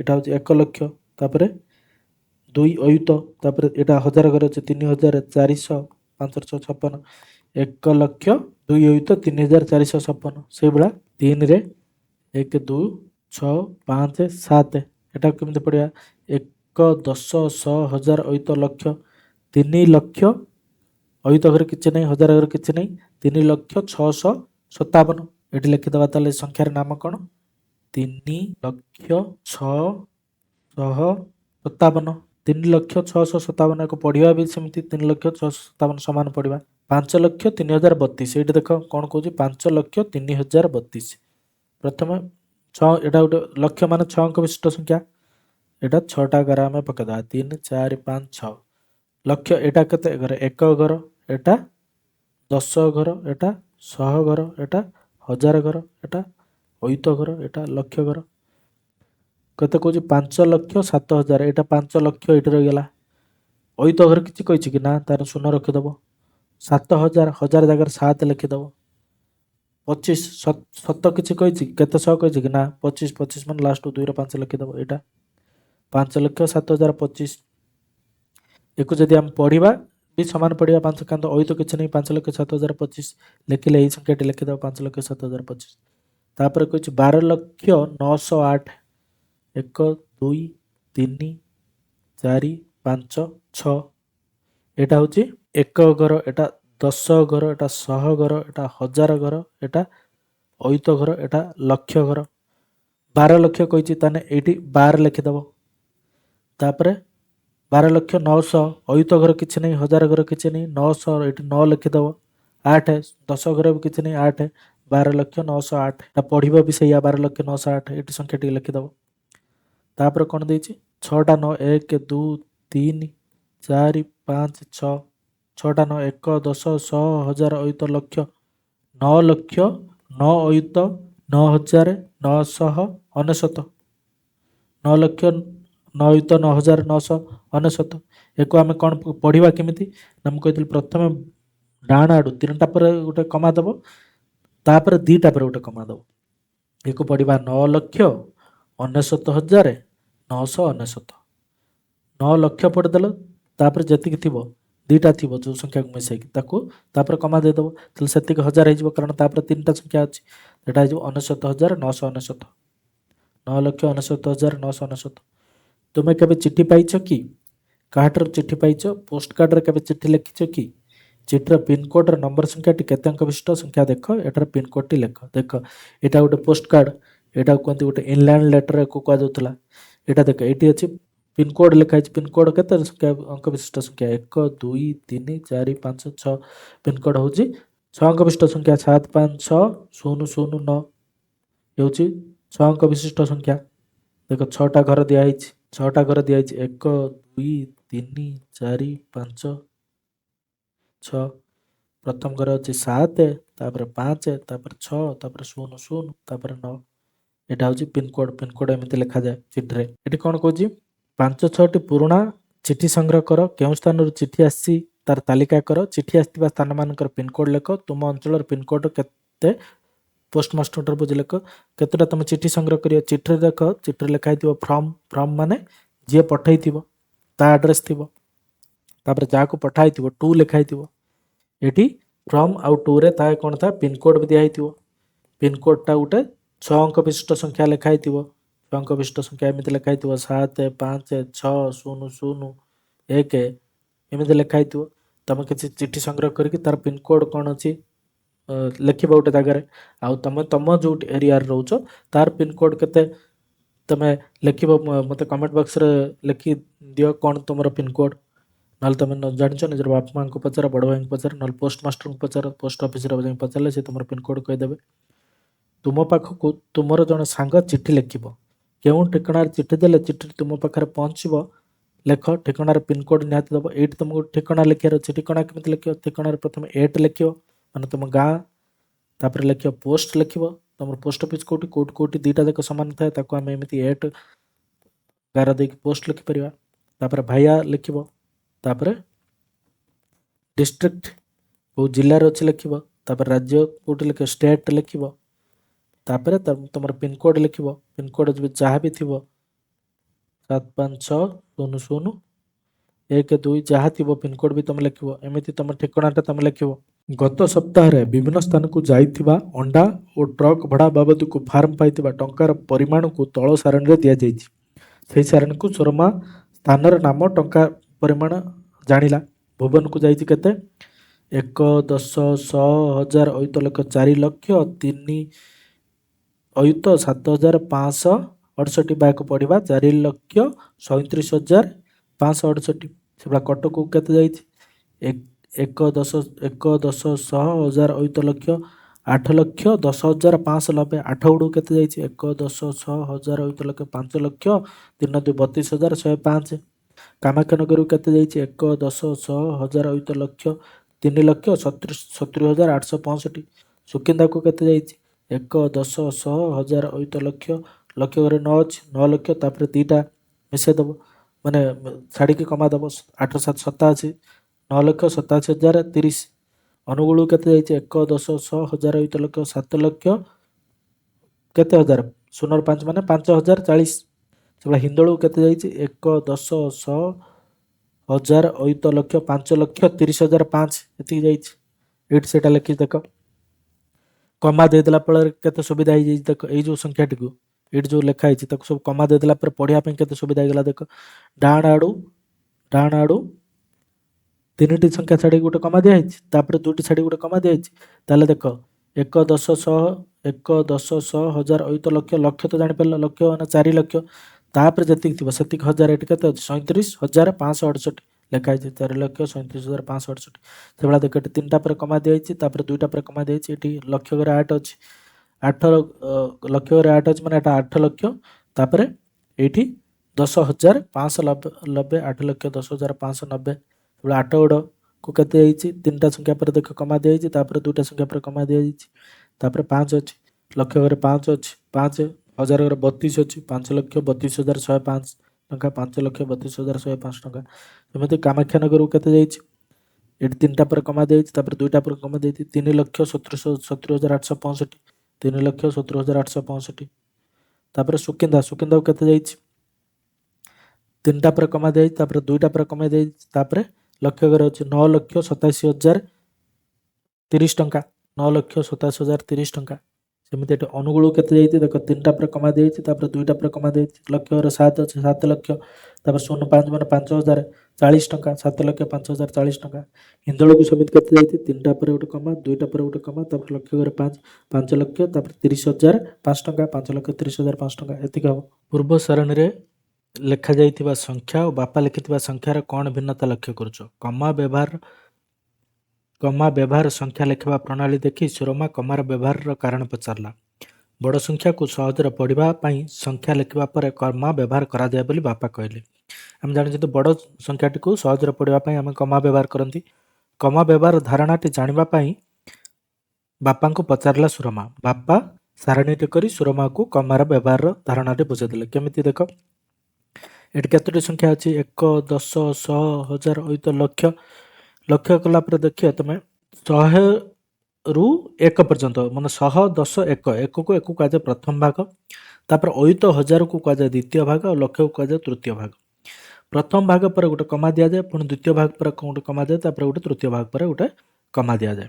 ଯେମିତି ଯେ ମୁଁ କହିଲି ଧର ତମକୁ 1 ଲକ୍ଷ, 1 2 3 4 5, ଏଇଟା ହେଲା 1 ଲକ୍ଷ। 1 ଲକ୍ଷକୁ ଯଦି ଆମେ ଭାଗର କରିବା 1 10 100କୁ ଗୋଟେ ଭାଗ କୁହାଯିବ, ଏକୁ କୁହନ୍ତି ପ୍ରଥମ ଭାଗ। 1000 ଅୟୁତ ଏକୁ କହିବା ଆମେ ଦ୍ୱିତୀୟ ଭାଗ, ଏଇଟା କହିବା ତୃତୀୟ ଭାଗ। ଆଉ ପ୍ରତ୍ୟେକ ଭାଗ ପରେ ଗୋଟେ ଆମେ କମା ଦେଇପାରିବା, ପ୍ରତ୍ୟେକ ଭାଗ ପରେ ଗୋଟେ କମା ଦେଲେ ଆମକୁ ପଢ଼ିବାର ସୁବିଧା ହେବ। ଦେଖ କେମିତି ମୁଁ କହୁଛି, ଧର ଗୋଟେ ଉଦାହରଣ ଦେଉଛି, 5 7 6 3 2 1, ଏକୁ ଯଦି ଆମେ 3 ଭାଗରେ ବିଭକ୍ତ କରିବା, ତିନିଟା ପ୍ରଥମରୁ ଡାହାଣ ଆଡ଼ୁ ତିନିଟା ପରେ ଗୋଟେ ଭାଗ, ତାପରେ ଦୁଇଟା ଛାଡ଼ି ଗୋଟେ ଭାଗ, ତାହେଲେ ଏଇଟାକୁ ପଢ଼ିପାରିବା ଆମେ। ଏଇଟା ହେଲା ପ୍ରଥମ ଭାଗ ନା ତୃତୀୟ ଭାଗ, ଏଇଟା ପ୍ରଥମ ଭାଗ, ଏଇଟା ଦ୍ୱିତୀୟ ଭାଗ, ଏଇଟା ତୃତୀୟ ଭାଗ କିଏ 5 ଲକ୍ଷ, ତାପରେ 1000 ଆଉ ଅୟୁତକୁ ମିଶାଇ ଦେଲେ ଏଇଟାକୁ 1000 କରି ପଢ଼ିପାରିବା, 76,321, ଆମକୁ ପଢ଼ିବା ପାଇଁ ସୁବିଧା ହେବ। ସେମିତି ଏଠି ଯେମିତି ଲେଖା ହେଇଛି, ତୃତୀୟ ଭାଗକୁ ଲକ୍ଷରେ ପ୍ରକାଶ କରାଯାଏ, ଦ୍ୱିତୀୟ ଭାଗକୁ 1000 ପ୍ରକାଶ କରାଯାଏ, ଦୁଇଟାକୁ ମିଶାଇ ଦେଇକି ଯେତିକି ହେଇଥିବ ସେତିକି 1000 ଆମେ କହିବା। ସାରଣୀଟିକୁ ଦେଖ, ବଡ଼ ସଂଖ୍ୟାର ଡାହାଣ ପାର୍ଶ୍ୱରୁ ଅର୍ଥାତ୍ ଏକକ ସ୍ଥାନରୁ 3ଟି ଅଙ୍କ ଗଣି ପ୍ରଥମ କମା ଦିଆବ। ମୁଁ ଯେଉଁଟା କହିଥିଲି 3ଟି ଅଙ୍କ ଛାଡ଼ିକି ପ୍ରଥମ ଡାହାଣ ପଟରୁ 3ଟି ଅଙ୍କ ଛାଡ଼ି ଗୋଟେ କମା ଦେବ, ଏହାକୁ ପ୍ରଥମ ଭାଗ କୁହାଯାଏ, ଏଇଟାକୁ ପ୍ରଥମ ଭାଗ କୁହାଯାଏ। ଏକକ ଦଶକ ଶତକ ଅଙ୍କକୁ ନେଇକି ପ୍ରଥମ ଭାଗ ଗଠିତ, ଏହାକୁ ଏକକରେ ପ୍ରକାଶ କରାଯାଏ। ଉପର ଉଦାହରଣରେ 508, ସେଟା ଯେଉଁଟା ଦିଆଯାଇଛି ଏଇଟା 508, ଏଇ ଫାଷ୍ଟ ତିନିଟାକୁ ଆମେ କହିବା ପ୍ରଥମ ଭାଗ, 508 568। ତାପରେ ବାମ ଆଡ଼କୁ 2ଟି ଅଙ୍କ ଗଣି ଅର୍ଥାତ୍ ଅୟୁତ ସ୍ଥାନର ବାମକୁ କମା ଦିଆଯାଇଥାଏ, ତାପରେ ଏଇଠି ଗୋଟେ କମା ଦେବା, ତାପରେ ଇଆଡ଼କୁ ବାଁ ଆଡ଼କୁ ପୁଣି ଆମେ ବାଁ ଆଡ଼କୁ ଆଉ 2ଟା ଜାଗା ଛାଡ଼ିକି ଆଉ ଗୋଟେ କମା ଦେବା। এইটাକୁ ଆମେ 1000 ସଂଖ୍ୟାରେ ପ୍ରକାଶ କରନ୍ତି, ଏହାକୁ ଦ୍ୱିତୀୟ ଭାଗ କୁହାଯାଏ। ଏଇ ଦୁଇଟାକୁ ମିଶିକି ଆମେ କହିବା ଦ୍ୱିତୀୟ ଭାଗ। ଏହା 1000 ଅୟୁତ ସ୍ଥାନକୁ ଅଙ୍କକୁ ନେଇ ଦ୍ୱିତୀୟ ଭାଗ ଗଠିତ, ଏହାକୁ 1000ରେ ପ୍ରକାଶ କରାଯାଏ, ଯେତିକି ଥିବ ସେତିକି 1000, 37,000, ଏଠି ଯାହା ଥିବ ସେତିକି 1000। ଲକ୍ଷ ସ୍ଥାନକୁ ଅଙ୍କକୁ ତୃତୀୟ ଭାଗ କୁହାଯାଏ, ଏଇଟାକୁ ଆମେ କହିବା ତୃତୀୟ ଭାଗ, ଏହାକୁ ଲକ୍ଷରେ ପ୍ରକାଶ କରାଯାଏ। ଉପର ଉଦାହରଣରେ 4 ଲକ୍ଷ 6 ଅଙ୍କ ବିଶିଷ୍ଟ ସଂଖ୍ୟାକୁ 3 ଭାଗରେ ବିଭକ୍ତ କରାଯାଇଛି। ଉପର ଉଦାହରଣରେ ଏଇଟା ହେଉଛି 4,37,568 ଟଙ୍କା। କମା ବ୍ୟବହାର କରି ଏହାକୁ 4,37,568 ଭାବରେ ଏଇଭଳିଆ କମା ବ୍ୟବହାର କରି ଲେଖିବା। ବିଭିନ୍ନ ସ୍ଥାନରେ ଯାଇଥିବା ଅଣ୍ଡା ସଂଖ୍ୟା ଓ ଟ୍ରକ୍ ଭଡ଼ା ପାଇଁ ଫାର୍ମ ଦେଇଥିବା ଟଙ୍କାର ପରିମାଣକୁ ବ୍ୟବହାର କରି ଲେଖ, ତାକୁ କିପରି ପଢ଼ାଯିବ ଲେଖ। ସେଇଟା ଉପରେ ଆମେ ଏଇଟା କରିକି ଦେଖିଛନ୍ତି, ଏଇଟାକୁ କମା ବ୍ୟବହାର କରି ଅଲରେଡ଼ି ଲେଖା ହେଇଛି, ଆମେ ଏଟାକୁ ପଢ଼ିକି ଅଲରେଡ଼ି କରିଛନ୍ତି, ଏଇଟାକୁ ଆମେ ସେଟାକୁ କରିସାରିଛନ୍ତି। ଦିନକର ଘଟଣା, ସୁରମା ଫାର୍ମକୁ ଆସୁଥିବାର ଦେଖି ଜଗୁଆଳି ମକୁରୁ ଗେଟ୍ ଖୋଲିବାକୁ ଦୌଡ଼ିଗଲା। ସେହି ସମୟରେ କାଉଟିଏ ଆସି ଅଣ୍ଡା ପେଟରୁ ଗୋଟିଏ ଅଣ୍ଡା ନେଇ ଉଡ଼ି ପଳାଇଲା। ସୁରମା ହସି ଦେଇ ମକୁରୁକୁ ପ୍ରଶ୍ନ ପଚାରିଲା, ସେଠାରେ କେତେଟା ଅଣ୍ଡା ଥିଲା? ମକୁରୁ, ଗୋଟିଏ ଟ୍ରକରେ ଅଣ୍ଡା ଯିବାର ଥିଲା, ଏଣୁ ଏଠାରେ 10,000ଟି ଅଣ୍ଡା ଥିଲା। 10,000 ବା 1 ଅୟୁତଟି ଅଣ୍ଡା ଥିଲା। 10,000 ବା 1 ଅୟୁତ, 10ର 3ଟା ଶୂନ ବା 1ର 4ଟା ଶୂନ ଅଣ୍ଡା ଥିଲା। କାଉ କେତୋଟି ଅଣ୍ଡା ନେଲା? କାଉ ଗୋଟିଏ ଅଣ୍ଡା ନେଲା। ସେଠାରେ ଆଉ କେତୋଟି ଅଣ୍ଡା ରହିଲା? ସୁରମା ପଚାରିଲା। ମକୁରୁ କ'ଣ କହିଲା? ଏହା ମୁଁ କହିପାରିବିନି। ଏମିତି ଟିକିନିକି ହିସାବ ମୁଁ ଜାଣି ନାହିଁ। ମୋତେ ଟିକେ ଶିଖାଇ ଦିଅ। ସୁରମା ଖୁସିରେ କହିଲା, ଗଣିତରେ କେତେଗୁଡ଼ିକ ମଜା କଥା ମୁଁ ଜାଣିଛି। ମୁଁ ତୁମକୁ ଶିଖାଇ ଦେବି। ମୋ ସାଥିରେ ସେ ସୂଚନା ବୋର୍ଡ଼ ପାଖକୁ ଚାଲ। ସୁରମା କିପରି ଗଣିତର ମଜା କଥା ବୋର୍ଡ଼ରେ ଲେଖିଲା। କିପରି ଲେଖିଲା ଚାଲ ଦେଖିବା। ସୁରମା କ'ଣ ଲେଖିଲା? 10 ଫେଡ଼ାଣ 1 9। ଏହା 1 ଅଙ୍କ ବିଶିଷ୍ଟ ବୃହତ୍ତମ ସଂଖ୍ୟା। ଦେଖ, ମୁଁ ତୁମକୁ କହୁଛି ଗୋଟେ ଜିନିଷ କଥା। ମୁଁ ତୁମକୁ କହିଥିଲି 2 ଅଙ୍କ ବିଶିଷ୍ଟ କ୍ଷୁଦ୍ରତମ ସଂଖ୍ୟା ଯଦି ଲେଖିବା ପାଇଁ ପଡ଼ିବ, କ୍ଷୁଦ୍ରତମ ସଂଖ୍ୟା ଲେଖିବା ପାଇଁ ପଡ଼ିବ, ତୁମେ କ'ଣ କରିବ? 2ଟା ଗାର ପକାଇଦେବ। ଏଇ ଡାହାଣ ଆଡ଼ୁ ବାଁ ଆଡ଼ୁ ପ୍ରଥମ ଘରେ 1, ତାପରେ ଯେତିକି ଥିବ ଶୂନ ପକାଇଦେବ। 2 ଅଙ୍କ ବିଶିଷ୍ଟ କ୍ଷୁଦ୍ରତମ ସଂଖ୍ୟା କେତେ? 10 ହେଇଗଲା। ତ 10ରୁ ଯଦି 1 ଯିବ, 2 ଅଙ୍କ ବିଶିଷ୍ଟ କ୍ଷୁଦ୍ରତମ ସଂଖ୍ୟାରୁ ଯଦି 1 ଯିବ, କେତେ ରହିବ? 9। ଏ 9ଟା ହେଇଯିବ 1 ଅଙ୍କ ବିଶିଷ୍ଟ ଅଙ୍କ ବିଶିଷ୍ଟ ବୃହତ୍ତମ ସଂଖ୍ୟା ହେଇଯିବ। ବୃହତ୍ତମ ସଂଖ୍ୟା। 2 ଅଙ୍କ ବିଶିଷ୍ଟ କ୍ଷୁଦ୍ରତମ ସଂଖ୍ୟାରୁ 1 ବିୟୋଗ କଲେ 1 ଅଙ୍କ ବିଶିଷ୍ଟ ବୃହତ୍ତମ ସଂଖ୍ୟା ମିଳିବ। ସେମିତି ମୋତେ ଯଦି ମୁଁ ତୁମକୁ ପଚାରିବି 3 ଅଙ୍କ ବିଶିଷ୍ଟ କ୍ଷୁଦ୍ରତମ ସଂଖ୍ୟା, 3 ଅଙ୍କ ବିଶିଷ୍ଟ କ୍ଷୁଦ୍ରତମ ସଂଖ୍ୟା କେମିତି କାଢ଼ିବ? ନା 3ଟା ଗାର ପକାଇଦେଲ। ବାଁ ଆଡ଼ୁ ପ୍ରଥମ ଘରେ 1, ତାପରେ ସବୁ ଶୂନ, ତାହେଲେ 100ଟା ହେଉଛି 3 ଅଙ୍କ ବିଶିଷ୍ଟ କ୍ଷୁଦ୍ରତମ ସଂଖ୍ୟା। ତା ଦେହରୁ ଯଦି 1 ବିୟୋଗ କରିବ, କେତେ ରହିଲା? 99। 99ଟା କ'ଣ? ନା 2 ଅଙ୍କ ବିଶିଷ୍ଟ ବୃହତ୍ତମ ସଂଖ୍ୟା। ଏ ହେଉଛି 2 ଅଙ୍କ ବିଶିଷ୍ଟ ବୃହତ୍ତମ ସଂଖ୍ୟା। ହେଲା, ସେଇ କଥା ଦେଖ।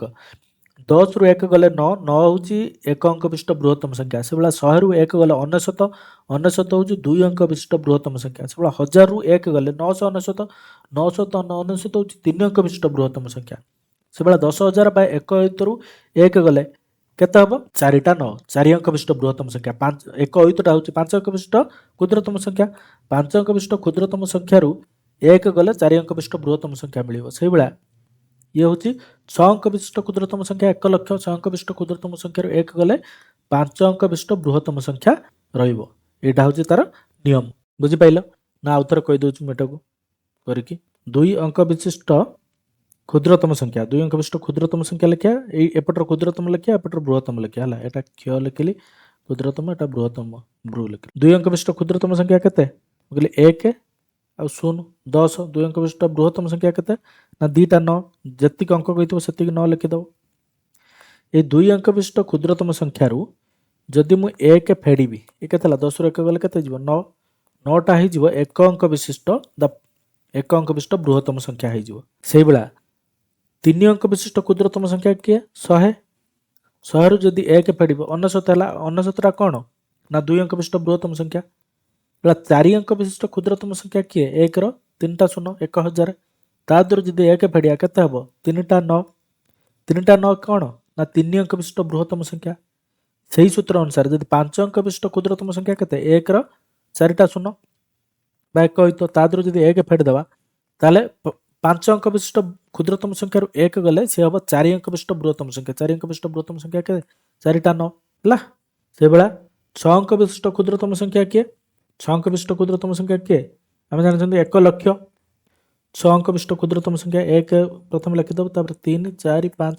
6 ଅଙ୍କ ବିଶିଷ୍ଟ କ୍ଷୁଦ୍ରତମ ସଂଖ୍ୟା, ତା ଦେହରୁ 1 ଗଲେ ଫେଡ଼ିବା କିଛି ଦରକାର ନାହିଁ। 6 ଅଙ୍କ ବିଶିଷ୍ଟ କ୍ଷୁଦ୍ରତମ ସଂଖ୍ୟାରେ 1 ଗଲେ 5 ଅଙ୍କ ବିଶିଷ୍ଟ ବୃହତ୍ତମ ସଂଖ୍ୟା ହେବ। 5ଟା 9 ଲେଖିଦେବ। 1, 2, 3, 4, 5। ବୁଝିଗଲା? ମୁଁ ଯଦି କହିବି 4 ଅଙ୍କ ବିଶିଷ୍ଟ କ୍ଷୁଦ୍ରତମ ସଂଖ୍ୟା, ଏଟା 4 ଅଙ୍କ ବିଶିଷ୍ଟ କ୍ଷୁଦ୍ରତମ ସଂଖ୍ୟା, ତା ଦେହରୁ 1 ଗଲେ 4 ଅଙ୍କ ବିଶିଷ୍ଟ କ୍ଷୁଦ୍ରତମ ସଂଖ୍ୟାରୁ 1 ଗଲେ କ'ଣ ହେଇଯିବ? 3 ଅଙ୍କ ବିଶିଷ୍ଟ ବୃହତ୍ତମ ସଂଖ୍ୟା। 3 ଅଙ୍କ ବିଶିଷ୍ଟ ବୃହତ୍ତମ ସଂଖ୍ୟା କେତେ? 3ଟା 9। ବୁଝିଗଲା? ତ ଏଇଟା ହେଉଛି ମଜା କଥା ଗଣିତର। ସୁରମା ମକୁରୁକୁ କହିଲା, ଏବେ ତୁମେ ଏହାର ଠିକ୍ ଉଲ୍ଟା କରିବ। ଦେଖ, ଉଲ୍ଟା କ'ଣ? ନା 1 ଅଙ୍କ ବିଶିଷ୍ଟ ବୃହତ୍ତମ ସଂଖ୍ୟା କିଏ? 9। 9ରେ ଯଦି ଆମେ 1 ଯୋଗ କରିଦେବା, କେତେ ହେଇଯିବ? 10। 10 ହେଇଯିବ 2 ଅଙ୍କ ବିଶିଷ୍ଟ କ୍ଷୁଦ୍ରତମ ସଂଖ୍ୟା। ସେମିତି दुई अंक विशिष्ट बृहत्तम संख्या किए 99 99 यदि 1 जोग करदे केते हो 100 100 हो 3 अंक विशिष्ट क्षुद्रतम संख्या दुई अंक विशिष्ट बृहत्तम संख्यार 1 जोग कले 3 अंक विशिष्ट क्षुद्रतम संख्या से भाया 3 अंक विशिष्ट बृहत्तम संख्यार 1 जो जोग करदे केते हो ना 4 अंक विशिष्ट क्षुद्रतम संख्या से भाया 4 अंक विशिष्ट बृहत्तम संख्या 4टा 9 रे 1 जोग कले केते हबो ना 5 अंक विशिष्ट क्षुद्रतम संख्या हो से भाया 99 1 मिसले 100 या हूँ ये लिखिदेवा 100टा कौन यह हूँ 3 अंक विशिष्ट क्षुद्रतम संख्या से भाया 1000टा हूँ 4 अंक विशिष्ट क्षुद्रतम संख्या 10,000टा हूँ 5 अंक विशिष्ट क्षुद्रतम संख्या 1 लक्षटा हूँ 6 अंक विशिष्ट क्षुद्रतम संख्या यहाँ सब लिखिदेव आम जानिले 1 अंक विशिष्ट बृहत्तम संख्यार 1 जोग कले जोगफल 2 अंक विशिष्ट क्षुद्रतम संख्या हुए से हिसाब कर 1 अंक विशिष्ट बृहत्तम संख्यार 1 कले 2 अंक विशिष्ट क्षुद्रतम संख्या 2 अंक विशिष्ट बृहत्तम संख्यार 1 जोग कले 3 अंक विशिष्ट क्षुद्रतम संख्या 3 अंक विशिष्ट बृहत्तम संख्यार 1 जोग कले 4 अंक विशिष्ट क्षुद्रतम संख्या उपरोक्त संरचना को आगू बढ़ाई 2 धाड़ी कौन हम लेख सेटा आम कर अलरेडी 4 अंक विशिष्ट क्षुद्रतम संख्यार 4 अंक विशिष्ट 4 अंक विशिष्ट क्षुद्रतम संख्यार संख्यार जदि आम 1 मिसेबा 4 अंक विशिष्ट बृहत्तम संख्या किए 4टा 9 रे जदि आम 1 मिसेदेवा कौन हम 5 अंक विशिष्ट क्षुद्रतम संख्या 5 अंक विशिष्ट क्षुद्रतम संख्या किए यहाँ 1 बार 4टा 0 से भाया 5 अंक विशिष्ट बृहत्तम संख्या के 5टा 9 तादर 1 मिसेले 6 अंक विशिष्ट क्षुद्रतम संख्या हो 6 अंक विशिष्ट क्षुद्रतम संख्या के 1 5टा 0 3 4 5 6 अंक विशिष्ट क्षुद्रतम संख्या हो यहाँ सुरमा बोर्ड रे संख्याटी लिखिला मकुर को पचारला यह केते अंक विशिष्ट संख्या देख 3 3 3 3 3 1 10 6,000 होइत लक्ष 1 10 6,000 होइत लक्ष केते अंक विशिष्ट संख्या यहाँ केतोटा अंक अच्छी 1 2 3 4 5 6 एटा गोटे 6 अंक विशिष्ट संख्या 6 अंक विशिष्ट संख्या 6 अंक विशिष्ट संख्या यहाँ हो संख्याटर प्रति स्थान रे 3 रो स्थानीय मान केते काढिया पई कहिछि 3 स्थानीय मान काढियो केमिति एटी करिक देख एटी एक जगह 3 अच्छी एटा 3 स्थानीय मान होछि 3 1 बा 3 गुणन 1 3 एटी 10 जगार अच्छी 3 ताले 3 गुणन 3 10 3 गुणन 10 30 एटी 100 जगार अच्छी 3 गुणन 100 300 एटी 1000 जगार अच्छी 3 गुणन 1000 3000 एटी अयुत जगार अच्छी 3 गुणन अयुत 3 अयुत एटी लक्ष जगार अच्छी 3 लक्ष 3 गुणन लक्ष 3 लक्ष ये उत्तर स्थानीय मान स्थानीय मान केमिति कढ़ाला देख आम जानी यहाँ देते 6टा 3 देती 4 1 2 3 4 5 6 तापर को घर करदेल सब एटा 1 एटा 10 एटा 100 एटा 1000 एटा अयुत एटा लक्ष 3 लक्ष जगार अच्छी 3 गुणन 1 लक्ष लिखिदेव 1 लक्ष मान 1 5टा 0 3 4 5 तान यार यही जो 3 तार स्थानीय मान के 3 लक्ष 3 5टा 0 एठी जो अच्छी अयुत घरे अच्छी तान 3 गुणन 1 अयुत 3 अयुत 1 4टा 0 तान एठी 3 4टा 0 3 अयुत से भाया ये के 3000 3 गुणन 1000 हो 3000 तापर 300 3 गुणन 100 तार स्थानीय मान हो 300 तापर 3 गुणन 10 तार स्थानीय मान हो 30 तापर 3 1 3 संख्यार जो अंक तले गार दि जाइए तार स्थानीय मान लेख एठी केते 3 7 5 9 एठी लिखा है 3 7 5 9 3 7 5 9 3 1 9 तले गार दि जाइए 1 10 100 1000 अयुत लक्ष स्थान 100 900 900 तार स्थानीय मान केते हो 900 हो से भाया 8 5 6 0 2 4 1 10 100,000 6,000 6,000 6,000 तो केमिति लिखा 6 3टा 0 6,000 तापर केते 2 3 8 7 0 6 ये 6 तले गार दी 6 1 बा 6 एटी 1 10 100,000 अयुत लक्ष 9 तले गार दी 9 लक्ष 9 लक्ष 9 रे ପାଞ୍ଚଟା ଶୂନ 3 4 5 ହେଇଯିବ।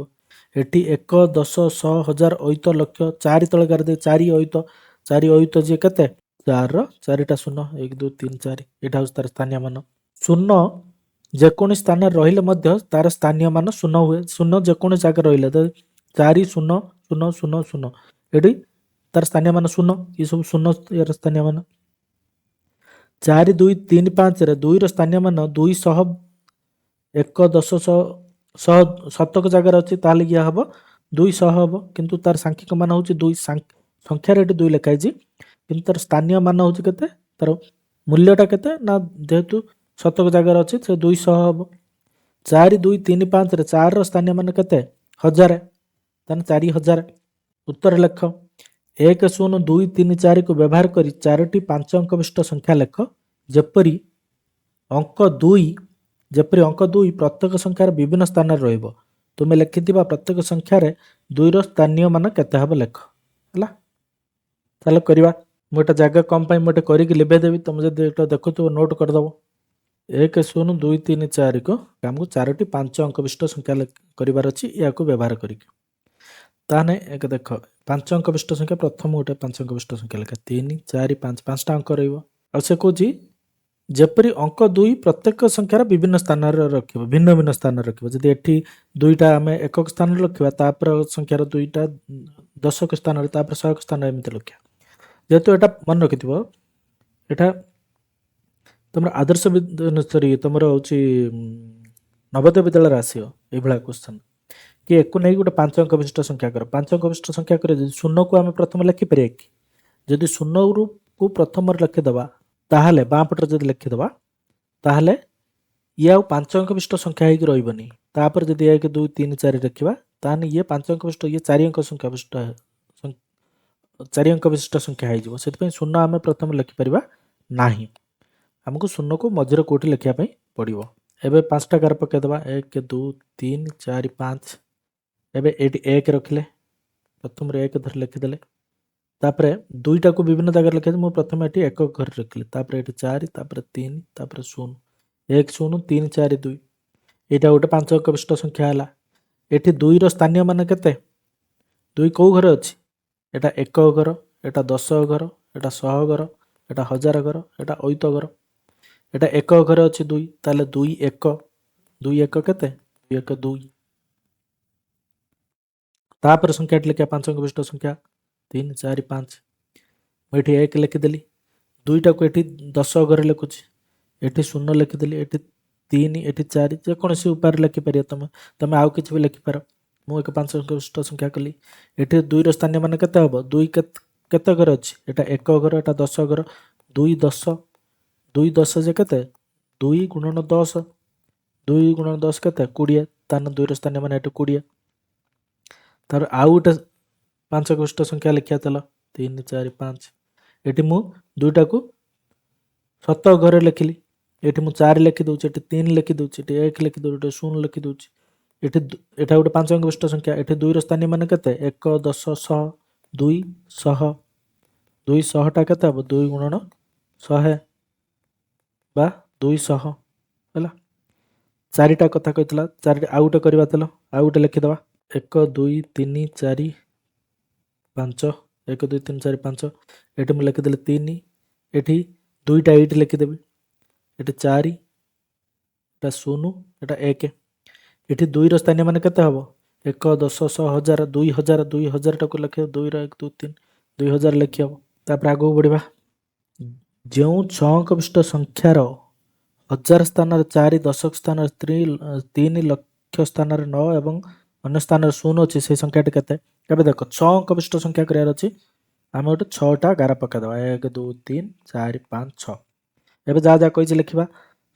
6 ଅଙ୍କ ବିଶିଷ୍ଟ ସଂଖ୍ୟାର 1000 ସ୍ଥାନରେ 4, ଏଇଟା କେତେ 1, ଏଟା 10, ଏଟା 100, ଏଟା 1000, ଏଟା ଅୟୁତ, ଏଟା ଲକ୍ଷ।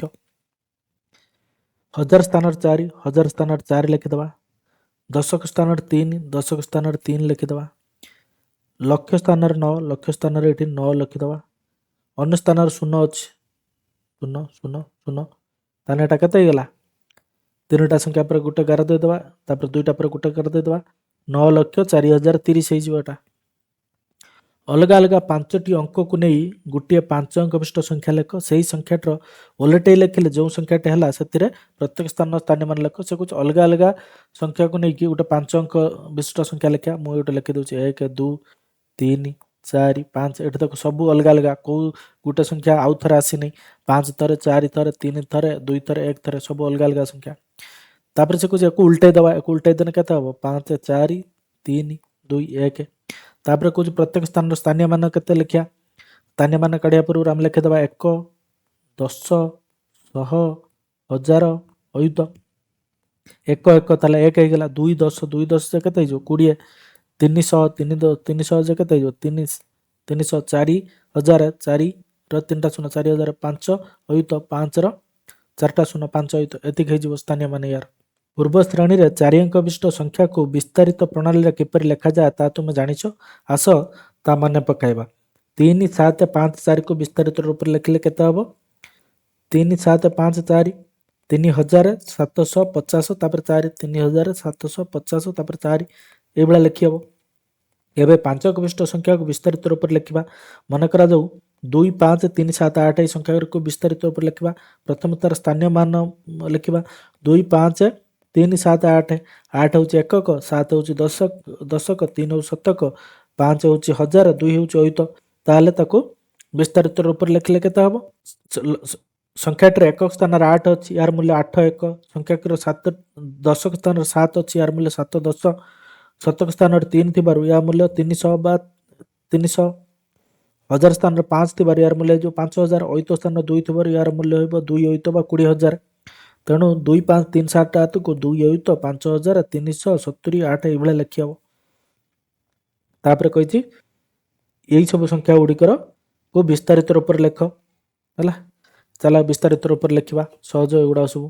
2 9 0 9 3 ହେଲା। ପ୍ରଥମେ ଏଠି 1, ଏଠି 10, ଏଠି 100, ଏଠି 1000, ଏଠି ଅୟୁତ। 3 1 3 1 ମାନେ 3 3 ଗୁଣନ 1 ସେଟା ହେଇଗଲା 3। ଏଠି ହେଲା 9 10 9 10 9 10 9 ଗୁଣନ 10 କେତେ ହେଲା? 90। ତାପରେ 0 7 ମାନେ କିଛି ସହ ରହିବାର 0 7 0 କିଛି ଦରକାର ନାହିଁ। ତାପରେ 9000 9 1000 9 ଗୁଣନ 1000 ବା 9000 9 ର 3ଟା ଶୂନ। ତାପରେ 2 ଅୟୁତ 2 ଅୟୁତ 2 ଅୟୁତର 2 ର 4ଟା ଶୂନ 1 2 3 4 4ଟା ଶୂନ 2 ଅୟୁତ। ଏକ ବିସ୍ତାରିତ ରୂପରେ ଲେଖିଲେ କେତେ ହେବ? 2 ଜାଗାରେ 2 ଅୟୁତ ଲେଖିଦେବା।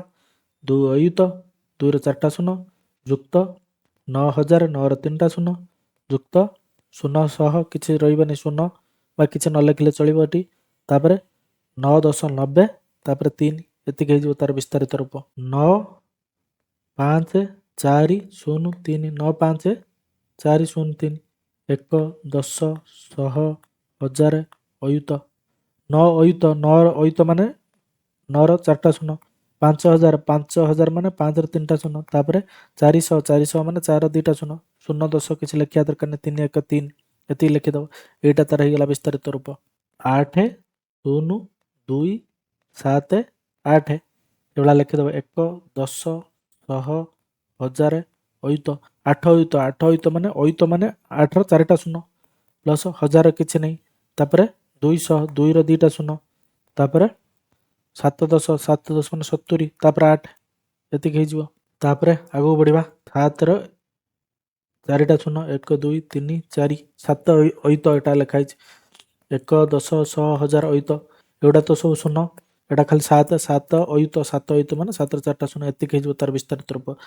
ଏ ତା ବିସ୍ତାରିତ ରୂପର ଅଛି। ସେହିପରି 6 ଅଙ୍କ ବିଶିଷ୍ଟ ସଂଖ୍ୟାଟିକୁ ବିସ୍ତାରିତ ରୂପରେ ଲେଖିବା।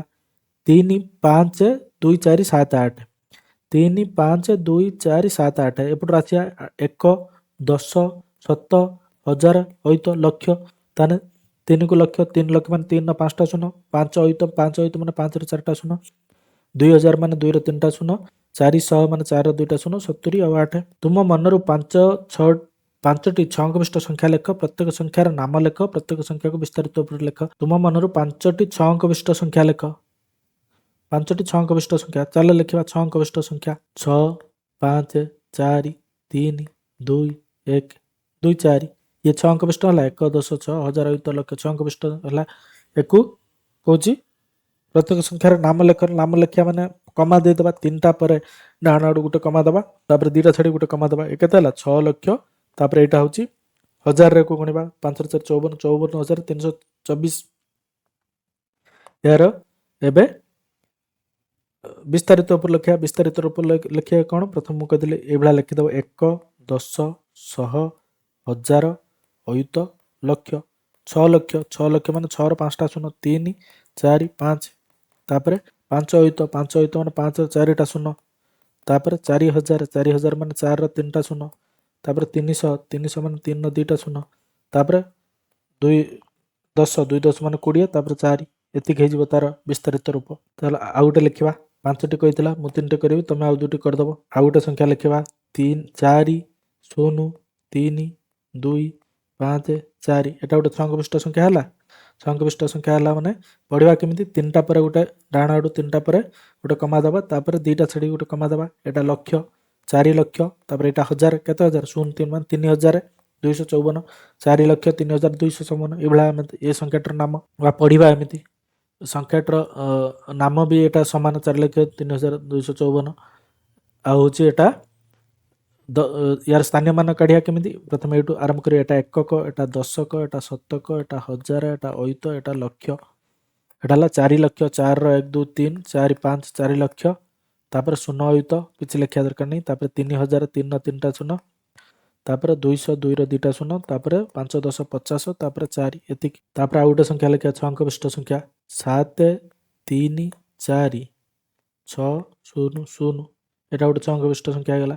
एकु पढ़ा केमी 3टा पर गार दबा 2टा पर गार दबा 7 लक्ष 34,600 ए संख्याटर नाम केते हम नाम हम 7 लक्ष 3 अयुत 4600 यार स्थानीय मान केते केमी काढ़िया 1 10 100 1000 अयुत लक्ष 7 माने 7 लक्ष 1 2 3 4 5 प्लस 3 अयुत माने 3 4टा शून्य प्लस 4000 माने 4 3टा शून्य प्लस 600 6 2टा शून्य तापर 0 10 0 1 एक लिखा दरकार नहीं एतिक हम तार विस्तारित रूप तुम आउ 2टा लिखिदेव चले तापर 2 नंबर कौन को देखा आस आम खाली स्थान पूरण करवा विस्तारित रूप लिखाई 5 1 7 10 400 2000 3 अयुत 9 लक्ष ये लिखिदे ये सब के देख प्रथम तो केतेटा संख्या अच्छी देखिद 1 2 3 4 5 6 6 अंक विशिष्ट संख्या 1 2 3 4 5 6 एक घरे शून्य रहा 10 घरे 6 60 7 घरे 303 तापर एटी 2टा शून्य तापर लक्ष घरे 7 ये 7 रहा से भाया ये गणिदब कतटा 1 2 3 4 5 6 6टा गार पकईदेव 3 4 5 6 एक घरे 1 10 घरे 5 50 मान 5 तापर शून्य तापर 5000 माने 5 तापर शून्य तापर 4 लक्ष माने 4 तापर एटा देख केते 1 10 100 1000 अयुत लक्ष 6टा गार पकईदेव ये 1 2 3 4 5 6 एक घरे केते अच्छी 3 लिखिदेव 10 घरे 40 माने 4 7 घरे 200 माने 2 1000 घरे 3000 माने 3 अयुत घरे 8 अयुत माने 8 ये 2 लक्ष माने 2 तापर एटा देख कौन देछि से भाया 6टा घर पकईदेव 3 4 5 6 एक घरे 9 10 घरे भी 9 1000 100 घरे भी 9 1000 घरे भी 9 अयुत घरे भी 9 लक्ष घरे भी 9 6टा 9 तापर देख ये 1 10 100 1000 अयुत लक्ष ये 6टा घर पकईदेव 3 4 5 6 एक घरे 1 10 घरे 1 100 घरे 1 1000 घरे 1 अयुत घरे 1 लक्ष घरे 1 तापर ये देख 1 2 3 4 5 6 6टा घर पकईदेव 1 2 3 4 5 6 एक घरे के 7 10 घरे 0 100 घरे 0 1000 घरे 0 अयुत घरे 0 लक्ष घरे 7 7 तो मझे 4टा 0 तापर 7 ये यार उत्तर एवं अभ्यास को जीवा अभ्यास कौन कौच खाली घर पूरण कर 3 लक्ष यहाँ देख लक्ष्य कर 3 लक्ष 5 अयुत 7049 ताको किपरि पढ़ा 3 5 7 0 4 9 3 5 7 0 4 9 को केमी पढ़ा ତିନିଟା ପରେ କମା ଦେବା, ତାପରେ ଦୁଇଟା ଛାଡ଼ି କମା ଦେବା। 3,05,757,049 ଏକୁ ପଢ଼ିବା 3,57,000। ଏଇଟା ହଜାର ଘର 5ରୁ 7 ଅଛି, ଦେଖ 5ରୁ 7 ଅଛି 57,049 3,57,049। ତାପରେ ଲେଖ 9,03,024 ସଂଖ୍ୟାର ନାମ ଲେଖିଛି 9,03,024 9,03,024 ଛଅଙ୍କ ବିଷ୍ଟ ସଂଖ୍ୟା 9 ଜାଗାରେ ପକାଇଦେବ 9 ଲକ୍ଷ 9 ଅୟୁତ କିଛି ଦେଇନି 3,000 ମାନେ 3 ପକାଇଦେବ 7 କିଛି ଦେଇନି 24 ମାନେ 2ର 4 ତେଣୁ ଏଠି 0 0 9,03,024 ଏତିକି ହେଲା। ତାକୁ ଯଦି ଆମେ ପଢ଼ିବା କେମିତି ତିନିଟା ପରେ 11 ପକାଇବା ନା କମା ଦେବା, ତାପରେ ଦୁଇଟା ପରେ କମା ଦେବା 9,03,024 ପଢ଼ିବା ବି ସମାନ ଜିନିଷ ପଢ଼ିବା। ତାପରେ ଲେଖା ହେଇଛି 7,04,325 7 ଲକ୍ଷ ମାନେ 6 ବିଷ୍ଟ ସଂଖ୍ୟା 3 4 5 6 7 ଲକ୍ଷ ମାନେ 7 ଲେଖିଦେଲ 4,000 ଅୟୁତ 0 4,000 325 2ର 5 25 ଏଇଭଳିଆ ତାକୁ ଲେଖିବ ଏଠି।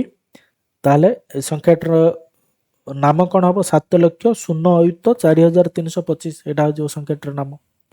ତାପରେ ଦେଇଛି 8,0,0,8,0,3 ଏଇ ସଂଖ୍ୟାଟିରେ 1 10 100 1000 ଅୟୁତ ଲକ୍ଷ 8 ଲକ୍ଷ ଆଉ କିଛି ଅୟୁତ ଅଛି କି 8 ଲକ୍ଷ କିଛି ଅୟୁତ ନାହିଁ କି 1000 ନାହିଁ 8,08,03 ଲେଖିବ କେମିତି ନା କମା ଏଇଭଳିଆ ଦେଲେ 8,08,03 ଏଟା ସଂଖ୍ୟାଟିର ନାଁ ଯାହା ପଢ଼ିବ ବି ସେଇଆ।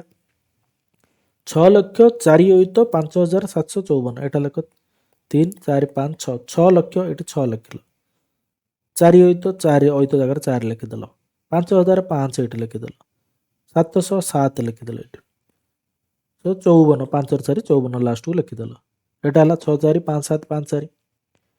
ଏଟାକୁ ତୁମେ ପଢ଼ିବ କେମିତି ପଢ଼ିବ ତିନିଟା ସଂଖ୍ୟା ପରେ ଗୋଟେ କମା ଦେଇଦେବ ଏଇଟା 1000 ଘର ହେଇଗଲା ତାପରେ ଏଇଟା ଲକ୍ଷ ଘର ହେଇଗଲା ଏଇଟା ହେଲା 6 ଲକ୍ଷ 4 5 45,754 6 ଲକ୍ଷ 45,754 ଏଇଭଳିଆ ପଢ଼ିବ।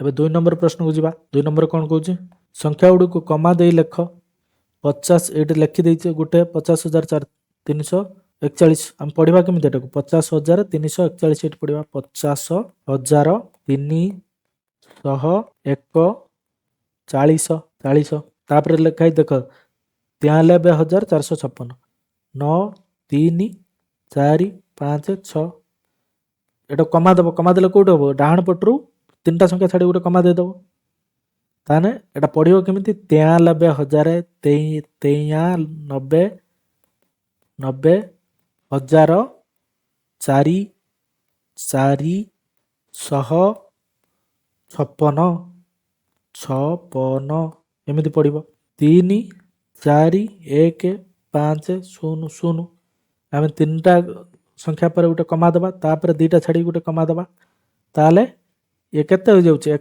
10 100 1000 ଅୟୁତ ଲକ୍ଷ 3,41,500 ଏମିତି ପଢ଼ିବା ଏକୁ 3 ଲେଖିଲେ ବୋଧେ 3,41,500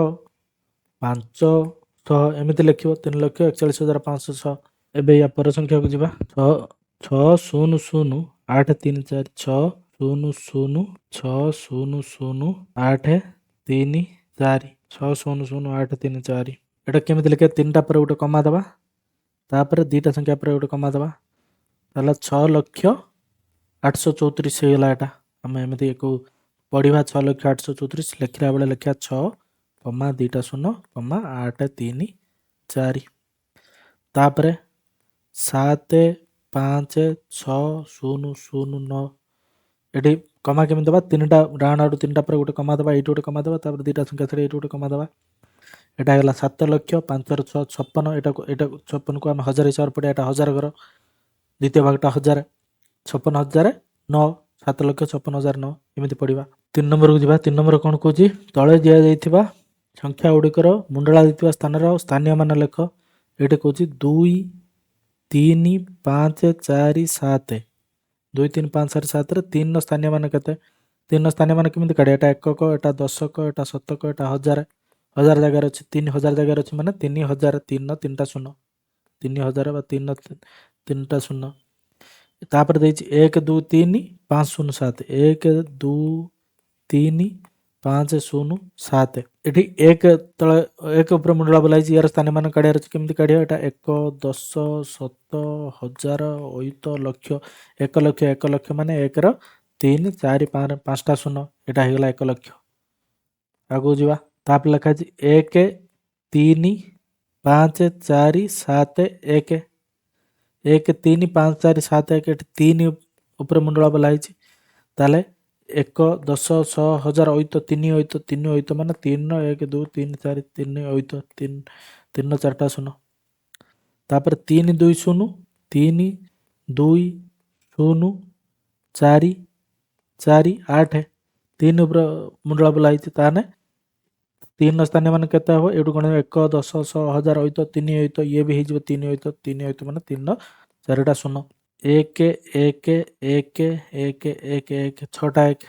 3 3 6 1 ଉପରେ ମୁଣ୍ଡଳ ବୁଲା ହେଇଛି 1 10 100 ହଜାର ଅୟୁତ ଲକ୍ଷ 1 ଲକ୍ଷ 1 ଲକ୍ଷ ମାନେ 1 ର 1 2 3 4 5 1 ର 5ଟା ଶୂନ ତାପରେ ଏଠି ଦେଖ ଲେଖା ହେଇଛି 1 5 3 7 9 3 ଏଠି 1 ଉପରେ ବୁଲା ହେଇଛି 5 ଉପରେ ବୁଲା ହେଇଛି ଦୁଇଟାରେ ଆମ ସ୍ଥାନ ମାନ କାଢ଼ିବା ପାଇଁ ପଡ଼ିବ 1 5 3 7 9 3 1 10 100 ହଜାର ଅୟୁତ ଏଇଟା ହେଲା 5 ଅୟୁତ ମାନେ 5 ର 4ଟା ଶୂନ ତାପରେ 1 ଲକ୍ଷ ମାନେ 1 ର 5ଟା ଶୂନ 3 4 5 ଏଇଟା ହେଉଛି 1 ର ସ୍ଥାନୀୟ ମାନ ହେଉଛି 1 ଲକ୍ଷ 5 ର ସ୍ଥାନୀୟ ମାନ ହେଉଛି 5 ଅୟୁତ ଏମିତି ହବ ତାପରେ 4 ନମ୍ବରକୁ ଯିବା 4 ନମ୍ବର କ'ଣ କହୁଛି ସଂଖ୍ୟା ଗୁଡ଼ିକୁ ବିସ୍ତାରିତ କରିକି ଲେଖ ବିସ୍ତାରିତ କରିକି ଲେଖିବା 5 6 3 4 3 2 5 6 3 4 3 2 ଏଠି ଲେଖା 1 10 100 ହଜାର ଅୟୁତ ଲକ୍ଷ 5 ଲକ୍ଷ ମାନେ 5 ରେ କେତେଟା ଶୂନ ଦେଇଦେବ 3 4 5 ପ୍ଲସ୍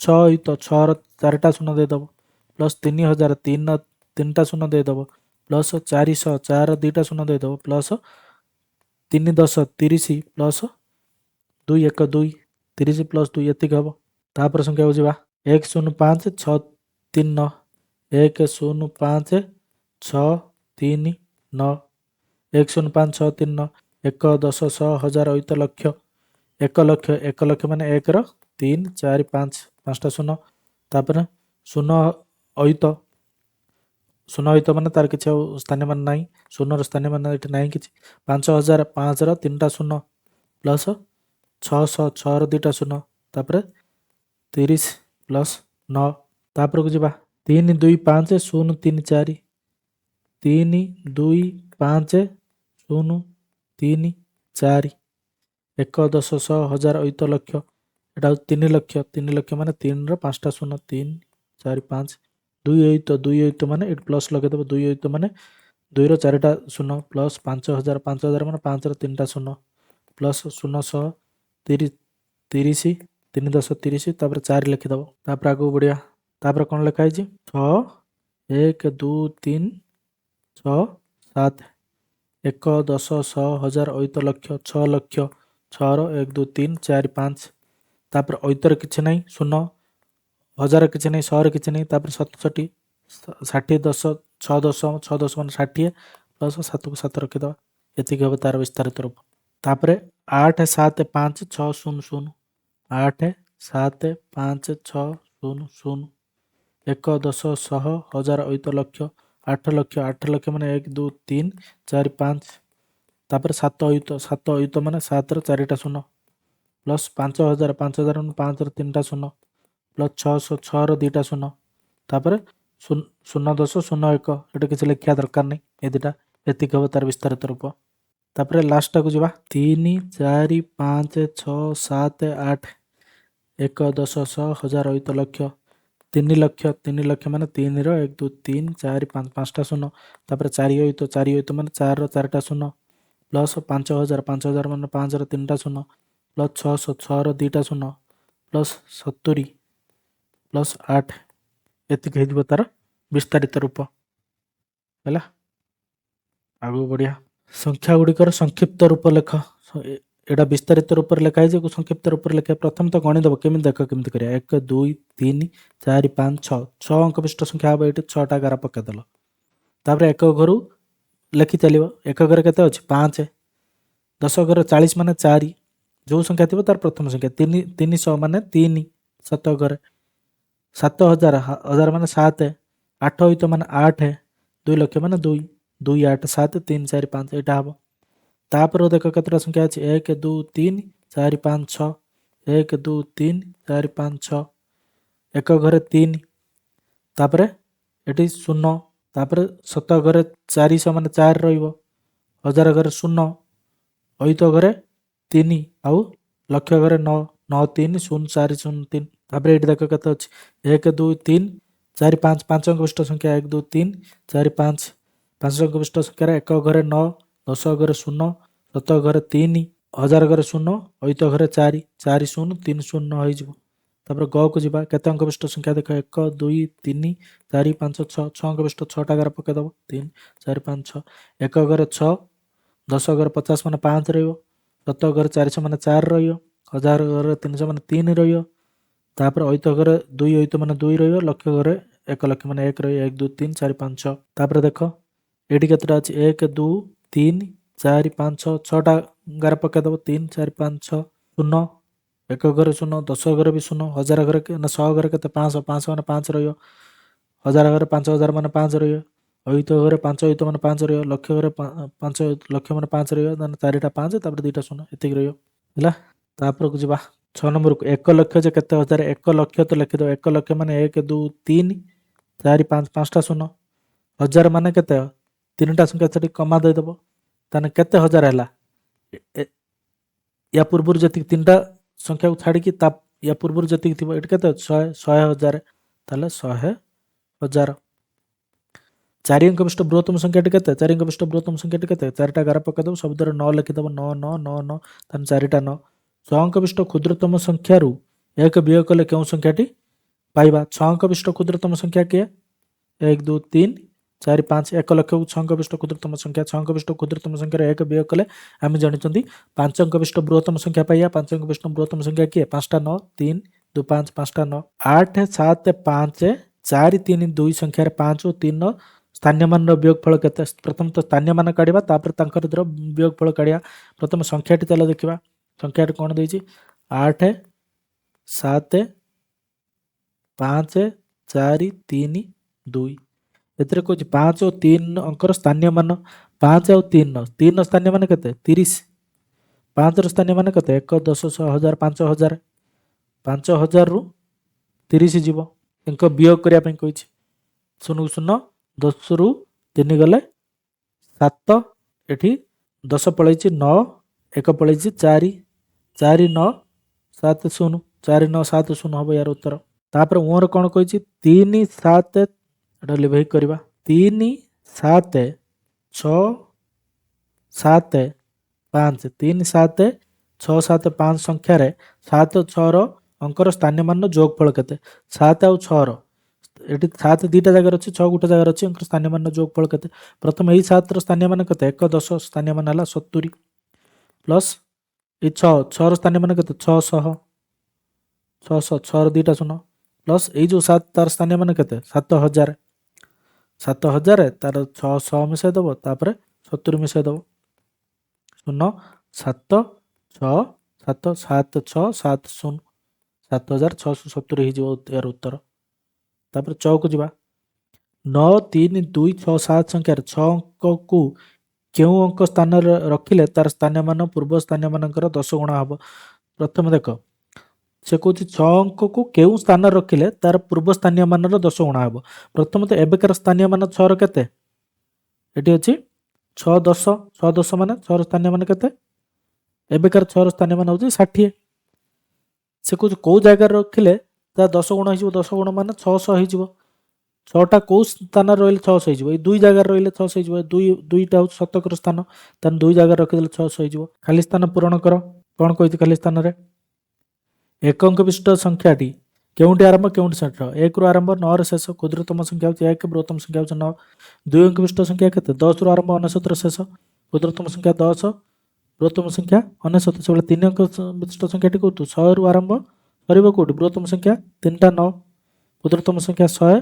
ବୃହତ୍ତମ ସଂଖ୍ୟା 3ଟା 9 4 ଅଙ୍କ ବିଶିଷ୍ଟ ସଂଖ୍ୟା ସେବେଳେ କେଉଁଠି ଆରମ୍ଭ 1ର 3ଟା 0 4 ସରିବ କେଉଁଠି 4ଟା 9 ତାହେଲେ 4 ଅଙ୍କ ବିଶିଷ୍ଟ କ୍ଷୁଦ୍ରତମ ସଂଖ୍ୟା ହେଉଛି 1ର 3ଟା 0 1ର 3ଟା 0 बुझी अब 1000 हूँ 4 अंक विशिष्ट क्षुद्रतम संख्या और बृहत्तम संख्या हूँ 4टा 9 जो 5 अंक विशिष्ट क्षुद्रतम संख्या हूँ 1 ର 4टा शून्य ଆଉ 5 अंक विशिष्ट बृहत्तम संख्या हूँ 5टा 9 6 अंक विशिष्ट क्षुद्रतम संख्या हूँ 1 ର 5ଟା ଶୂନ ବା 1 ଲକ୍ଷ 6 अंक विशिष्ट क्षुद्रतम संख्या ना बृहत्तम संख्या हूँ 6टा 9 3 4 5 6 6टा 9 ଏବେ କ'ଣ କହୁଛି କେତୋଟି ଏକ ଅଙ୍କ ବିଶିଷ୍ଟ ସଂଖ୍ୟା ଅଛି କେତୋଟି ଏକ ଅଙ୍କ ବିଶିଷ୍ଟ ସଂଖ୍ୟା ଅଛି ଆମେ ଜାଣିଛନ୍ତି 1 ରୁ 9 9ଟି ଯଦି 0କୁ ମିଶାଇ ଦେବ ତାହେଲେ 10ଟି ହେବ 0 ପ୍ରାୟତଃ ମିଶାନ୍ତିନି ତ 9ଟି ହେବ 9ଟି ଏକ ଅଙ୍କ ବିଶିଷ୍ଟ ସଂଖ୍ୟା ଅଛି 9ଟି 2 ଅଙ୍କ ବିଶିଷ୍ଟ ସଂଖ୍ୟା କେତୋଟି ଅଛି 2 ଅଙ୍କ ବିଶିଷ୍ଟ ସଂଖ୍ୟା କେତେରୁ ଆରମ୍ଭ 2 ଅଙ୍କ ବିଶିଷ୍ଟ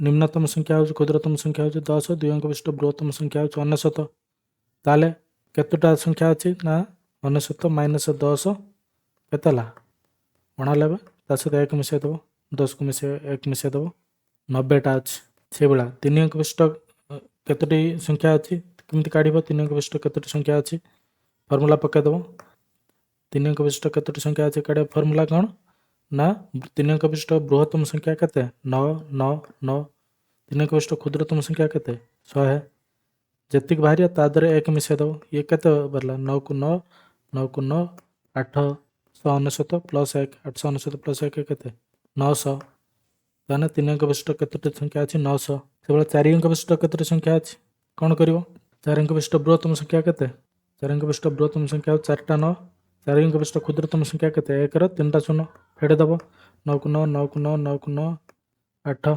8999 ପ୍ଲସ୍ 1 ଯୋଡ଼ି ଦେବ କେତେ ହେଇଗଲା 9000 ସେଇଭଳିଆ 5 ଅଙ୍କ ବିଶିଷ୍ଟ କେତୋଟି ସଂଖ୍ୟା ଅଛି କେମିତି କରିବ 5 ଅଙ୍କ ବିଶିଷ୍ଟ କେମିତି 5 ଅଙ୍କ ବିଶିଷ୍ଟ ବୃହତ୍ତମ ସଂଖ୍ୟା କେତେ 5ଟା 9 3 4 5 5ଟା 9 5 ଅଙ୍କ କ୍ଷୁଦ୍ରତମ ସଂଖ୍ୟା କେତେ 1 2 3 4 5 1 ର 4ଟା ଶୂନ ତାକୁ ଫେଡ଼ି ଦେବ ଯେତିକି ଆସିବ ତା ସହିତ 1 ମିଶାଇ ଦେବ 6 ଅଙ୍କ ବିଶିଷ୍ଟ ସେଇଭଳିଆ 6 କେତୋଟି 6 ଅଙ୍କ ବିଶିଷ୍ଟ ସଂଖ୍ୟା ଅଛି 6 ଅଙ୍କ ବିଶିଷ୍ଟ ବୃହତ୍ତମ ସଂଖ୍ୟା କେତେ 6ଟା 9 3 4 5 6 ତା ସହିତ ତାଥିରୁ 6 ଅଙ୍କ ବିଶିଷ୍ଟ କ୍ଷୁଦ୍ରତମ ସଂଖ୍ୟା କେତେ 1 ର 5ଟା ଶୂନ 3 4 5 ଫେଡ଼ି ଦେବ ଯେତିକି ଆସିବ ତା ସହିତ 1 ମିଶାଇ ଦେବ ଯାହା ହେବ ସେତିକି ପ୍ରତ୍ୟେକଟି ଆବାକସ୍ ପାଇଁ ଉଦ୍ଦିଷ୍ଟ ସଂଖ୍ୟା ଗୁଡ଼ିକର ଗାରଟାଣି ଯୋଡ଼ ଦେଖ ଏଇଠି ଦେଇଛି ଏଇଠି 6ଟା ଆବାକସ୍ ଦେଇଛି ଆଉ ଏଇ 6ଟା ସଂଖ୍ୟା ଦେଇଛି এই ଆବାକସ୍ଟା କେଉଁ ସଂଖ୍ୟା ସହିତ ଯୋଡ଼ି ହେବ ଦେଖିବା ପ୍ରଥମେ ଏଠି କେମିତି ଜାଣିବା ଏଟା 2 ଏଠି 2 ଅଛି ଏଠି 1 ଅଛି ଏଠି 1 ଅଛି ଏଠି 3 ଅଛି ଏଠି 2 ଅଛି ଏଠି 2 ଅଛି ଏଠି 3 ଅଛି 3 2 3 1 1 2 3 2 3 1 1 2 ଏଇ ତ ଏଇ ସଂଖ୍ୟାଟି ୟା ସହିତ ଯୋଡ଼ିଦେବା ଆମେ ତାପରେ ଦେଖ 2 1 3 3 1 2 2 1 3 3 1 2 2 1 3 3 1 2 ଏଇଠି ଅଛି ତାହେଲେ ଏଟାକୁ ଏଇଠି ଯୋଡ଼ିଦେବା ଖକୁ ଗକୁ ଦେଖିବା 3 2 1 3 2 1 1 2 3 1 2 3 କେଉଁଠି ଅଛି 1 2 3 1 2 3 ଏଇଠି ଅଛି ତାହେଲେ ଗକୁ ୟା ସହିତ ଯୋଡ଼ିଦେବା 1 2 3 1 2 3 ତାପରେ ଘକୁ ଦେଖିବା କେତେ ଅଛି 2 2 1 3 1 3 3 1 3 1 2 2 3 1 3 1 2 2 ଏଇଠି ଅଛି ୟା ସହିତ ଯୋଡ଼ିଦେବା ତାପରେ ରହିଲା 3 2 1 1 2 3 3 2 1 1 2 3 3 2 1 1 2 3 ଏଇଠି ଅଛି ତାପରେ 2 2 1 1 3 3 3 3 1 1 2 2 କେଉଁଠି ଅଛି ଏଇଠି ଅଛି ତାହେଲେ ଏଇଠି ଯୋଡ଼ିଦେବା ଏବେ କ'ଣ କହୁଛି 6ଟି କାଟିଥିବା ଆବାକସ୍ ଚିତ୍ର ଅଙ୍କନ କରି ନିମ୍ନଲିଖିତ ସଂଖ୍ୟା ଗୁଡ଼ିକୁ ଦର୍ଶା ସେ କହୁଛି କରିବାକୁ ଏଇଭଳିଆ ଗୋଟେ ଗାର ପକାଇଦେବା ସେଠି 6ଟା ପକାଇଦେବା 1 2 3 4 5 6 5 0 0 3ଟା 0 7 2 ଏଇଠି 5ଟା ରହିବ 0 0 0 7 2 ଏଠି 2ଟା ଦେଖ 1 2 ଏଭଳିଆ କରିଦେବ ଏଠି 7ଟା 1 2 3 4 5 6 7 ଏଠି କିଛି ରଖିବା ଦରକାର ନାହିଁ ଏଠି ହେଉଛି 5ଟା 1 2 3 4 5 ହେଲା ଏଇଟା ହେଇଯିବ ତାପରେ ଖର କ'ଣ 2 1 2 0 ପୁଣି ଆଉ ଗୋଟେ ଗାର ପକାଇଦେବ ଏଠି କେତେଟା 6 1 2 3 4 5 6 1 2 0 3 5 0 ଏଠି କିଛି ରହିବା ଦରକାର ନାହିଁ ଏଠି 5 1 2 3 4 5 1 2 3 1 2 1 ଏମିତି କରିବ। ତାପରେ 8 5 2 ତାମାନେ 6ଟା କରିବ 1 2 3 4 5 6 ଏଠି ଦେଇଛି 8 5 2 ମାନେ ଏଠି ସବୁ ଶୂନ କିଛି କରିବା ଦରକାର ନାହିଁ। ଏଇଠି 8ଟା 1 2 3 4 5 6 7 8 ତାପରେ 5ଟା 1 2 3 4 5 ତାପରେ 2 1 2 ଏମିତି କରିଦେବ। ତାପରେ ଘ କ'ଣ କହିଛି 1 2 3 4 5 6 କରିଦେଲ 4 5 3 7 9 4 5 3 7 4 5 3 7 9 1 2 3 4 5 6 4 5 3 7 9 ଏଠି 9ଟା ରହିବ 1 2 3 4 5 6 7 8 9 ତାପରେ ଏଠି 7ଟା 1 2 3 4 5 6 7 ଏଠି 3ଟା 1 2 3 5ଟା 1 2 3 4 5 4ଟା 1 2 3 4 ଏତିକି ରହିବ। ତାର ଉଁରେ କ'ଣ ହେଉଛି 6ଟା 1 2 3 4 5 6 6ଟା ମାନେ ଏଠି ରହିଲା 2 ଆଉ ଏଠି କିଛି ରହିବନି ଏତିକି ରହିବ 2 0 0 0 0 0 ଏତିକି ରହିବ ଏଟା। ନବୋଦୟ ପ୍ରଶ୍ନ ପତ୍ର ଏବେ କରିବା 2025ର 51 ନମ୍ବର କ୍ୱେଶ୍ଚନ କ'ଣ ଆସିଛି 4 2 0 7 ଅଙ୍କକୁ ବ୍ୟବହାର କରି 4 ଅଙ୍କ ବିଶିଷ୍ଟ ବୃହତ୍ତମ ଏବଂ କ୍ଷୁଦ୍ରତମ ସଂଖ୍ୟାର ଅନ୍ତର ନିରୂପଣ କର। କ'ଣ କହୁଛି ନା ଆମକୁ ଦେଇଛି 4 2 0 7 4 2 0 7 ଏକୁ ନେଇକି ଆମେ 4 ଅଙ୍କ ବିଶିଷ୍ଟ ସଂଖ୍ୟା ଲେଖିବା 4 ଅଙ୍କ ବିଶିଷ୍ଟ ବୃହତ୍ତମ ସଂଖ୍ୟା ଆଉ 4 ଅଙ୍କ ବିଶିଷ୍ଟ କ୍ଷୁଦ୍ରତମ ସଂଖ୍ୟା ଲେଖିବା। ଆମେ କେମିତି ଲେଖନ୍ତି ଆମେ ପ୍ରଥମେ 4ଟା ଗାର ପକାଇଦେବା 4 ଅଙ୍କ ବିଶିଷ୍ଟ ବୃହତ୍ତମ ସଂଖ୍ୟା ପାଇଁ ହେଲେ ସବୁଠାରୁ ବଡ଼ଟାକୁ ଆମକୁ ଏଠି ଲେଖିବା ପାଇଁ ପଡ଼ିବ। ତାଙ୍କ ଭିତରେ ସବୁଠାରୁ ବଡ଼ କିଏ 7 ତାପରେ ବଡ଼ କିଏ 4 ତାପରେ 2 ତାପରେ 0 ଏଇଟା ହେଉଛି 4 2 0 7କୁ ନେଇକି 4 ଅଙ୍କ ବିଶିଷ୍ଟ ବୃହତ୍ତମ ସଂଖ୍ୟା। ସେଭଳିଆ କ୍ଷୁଦ୍ରତମ ସଂଖ୍ୟା ପାଇଁ କ'ଣ କରିବା ପାଇଁ ପଡ଼ିବ କ୍ଷୁଦ୍ରତମ ସଂଖ୍ୟାଙ୍କ ଭିତରୁ କିଏ ପ୍ରଥମେ କ୍ଷୁଦ୍ର 0 କିନ୍ତୁ ଏଠି ଲେଖିପାରିବାନି 0ଟା ଲେଖିଦେଲେ କ'ଣ ହେବ ଏ 3 ଅଙ୍କ ବିଶିଷ୍ଟ ସଂଖ୍ୟା ହେଇଯିବ। ମୁଁ ସବୁବେଳେ ସେଟା କହି 0 ଲେଖିବନି ତାଠାରୁ ଶୂନ କିଏ 2ରୁ ଆରମ୍ଭ କରିବା ତାପରେ 0 ଲେଖିଦେବ ତାପରେ ଛୋଟ କିଏ 4 ତାପରେ ଛୋଟ କିଏ 7 ଏତିକି। ଏବେ କହୁଛି 4 2 0 7 ଅଙ୍କକୁ ବ୍ୟବହାର କରି 4 ଅଙ୍କ ବିଶିଷ୍ଟ ବୃହତ୍ତମ କ୍ଷୁଦ୍ରତମ ସଂଖ୍ୟାର ଅନ୍ତର ନିରୂପଣ କର। ଏବେ ଅଙ୍କ ଭିତରେ ବିୟୋଗ କରିଦେବା 10ରୁ 7 ଗଲେ 3 ଏଠୁ କେତେ ରହିଲା 2ରୁ 1 ପଳେଇଛି 1 1ରୁ 4 ଯାଇପାରିବନି 11 11ରୁ 4 ଗଲେ 7 ଏଠି ରହିଲା 3 3ରୁ 0 ଗଲେ 3 ଏଠି ରହିଲା 7ରୁ 2 ଗଲେ 5 5 3 7 3 5 3 7 3 ଏଇଟା ଉତ୍ତର ହେଇଯିବ। ଆଉ ଗୋଟେ ପ୍ରଶ୍ନକୁ ଯିବା 2024ର 43 ନମ୍ବର କ୍ୱେଶ୍ଚନ 9 6 0କୁ ନେଇ ଗଠିତ 3 ଅଙ୍କ ବିଶିଷ୍ଟ ବୃହତ୍ତମ ଓ ନିମ୍ନତମ ସଂଖ୍ୟା ଦୁଟିର ଗୁଣନଫଳ କେତେ 9 6 0 9 6 0କୁ ନେଇକି 3 ଅଙ୍କ ବିଶିଷ୍ଟ ବୃହତ୍ତମ ସଂଖ୍ୟା କ'ଣ ବୃହତ୍ତମ ସଂଖ୍ୟା ମାନେ ସବୁଠାରୁ ବଡ଼ ପ୍ରଥମେ ଲେଖିବା ଅଙ୍କ ଭିତରେ ସବୁଠାରୁ ବଡ଼ କିଏ 9 ତାଠାରୁ ଟିକେ ବଡ଼ କିଏ 6 ତାଠାରୁ ସାନ 0 ଆଉ କ୍ଷୁଦ୍ରତମ ସଂଖ୍ୟା କିଏ କ୍ଷୁଦ୍ରତମ ସଂଖ୍ୟା ମାନେ ଛୋଟରୁ ଆରମ୍ଭ କରିବା 0ରୁ ଆରମ୍ଭ କରିପାରିବେନି କାରଣ 0ରୁ ଆରମ୍ଭ କଲେ ଇଏ 2 ଅଙ୍କ ବିଶିଷ୍ଟ ହେଇଯିବ। ତ ପ୍ରଥମେ ତାଠାରୁ ଟିକେ ବଡ଼ କିଏ 6 ତାପରେ 0 ଲେଖିବା ତାପରେ 9 ଲେଖିବା 6 0 9 ଏ ଦୁଇଟାକୁ ଗୁଣିଦେବ ଏହାର ଉତ୍ତର ହେଇଗଲା 5 8 4 6 4 0 5 8 4 6 4 0 ଏଇଟା ଉତ୍ତର ହେଇଯିବ। ତାପରେ କ'ଣ କହିଛି ଦେଖ 58 ନମ୍ବରରେ ଏ କାହା ସହ ସମାନ ଏଟା କେତେ ଅଙ୍କ ବିଶିଷ୍ଟ ସଂଖ୍ୟା ଏଟା 1 2 3 4 5 5 ଅଙ୍କ ବିଶିଷ୍ଟ ସଂଖ୍ୟା। ଆମେ କ'ଣ କରନ୍ତି ଆମେ ପ୍ରଥମେ ଡାହାଣ ପଟରୁ ଯିବା 3ଟାକୁ ପ୍ରଥମ ଭାଗ କୁହାଯାଏ ପ୍ରଥମ ଭାଗ ପରେ କମା ଦେଇଦେବା ପ୍ରଥମ ଭାଗ ପରେ କମା ଦେଇଦେବା 30 ପରେ କମା ଦେଇଦେବା ତାକୁ ଏଗୁଡ଼ା କେମିତି ଲେଖିବା 30 କମା 0 0 9 ଏଟାକୁ ଆମେ କେମିତି ପଢ଼ିବା 3ଟା ସଂଖ୍ୟା ଏଠି ଅଛି ମାନେ ଏଟା ହେଉଛି ଏଟା 1000 ସଂଖ୍ୟା 1000 ତାହେଲେ ଏଠି 30 ଅଛି ମାନେ 30,000 ହେଇଯିବ 0 0 9 ମାନେ 9 30,000 ଯେ କେତେ 30କୁ ଆମେ କହିବା 3 10 3 10 1000 9 ଏକକ ଏଟା 3 10 30 ମାନେ 3 10 ଏଟା ଦେଖ 3 10 30 ହେଇଗଲା 30,000 1000 9 ଏକକ 9 ଏକକ ଏଇଟା ତାର ଉତ୍ତର ହେଇଯିବ ସି।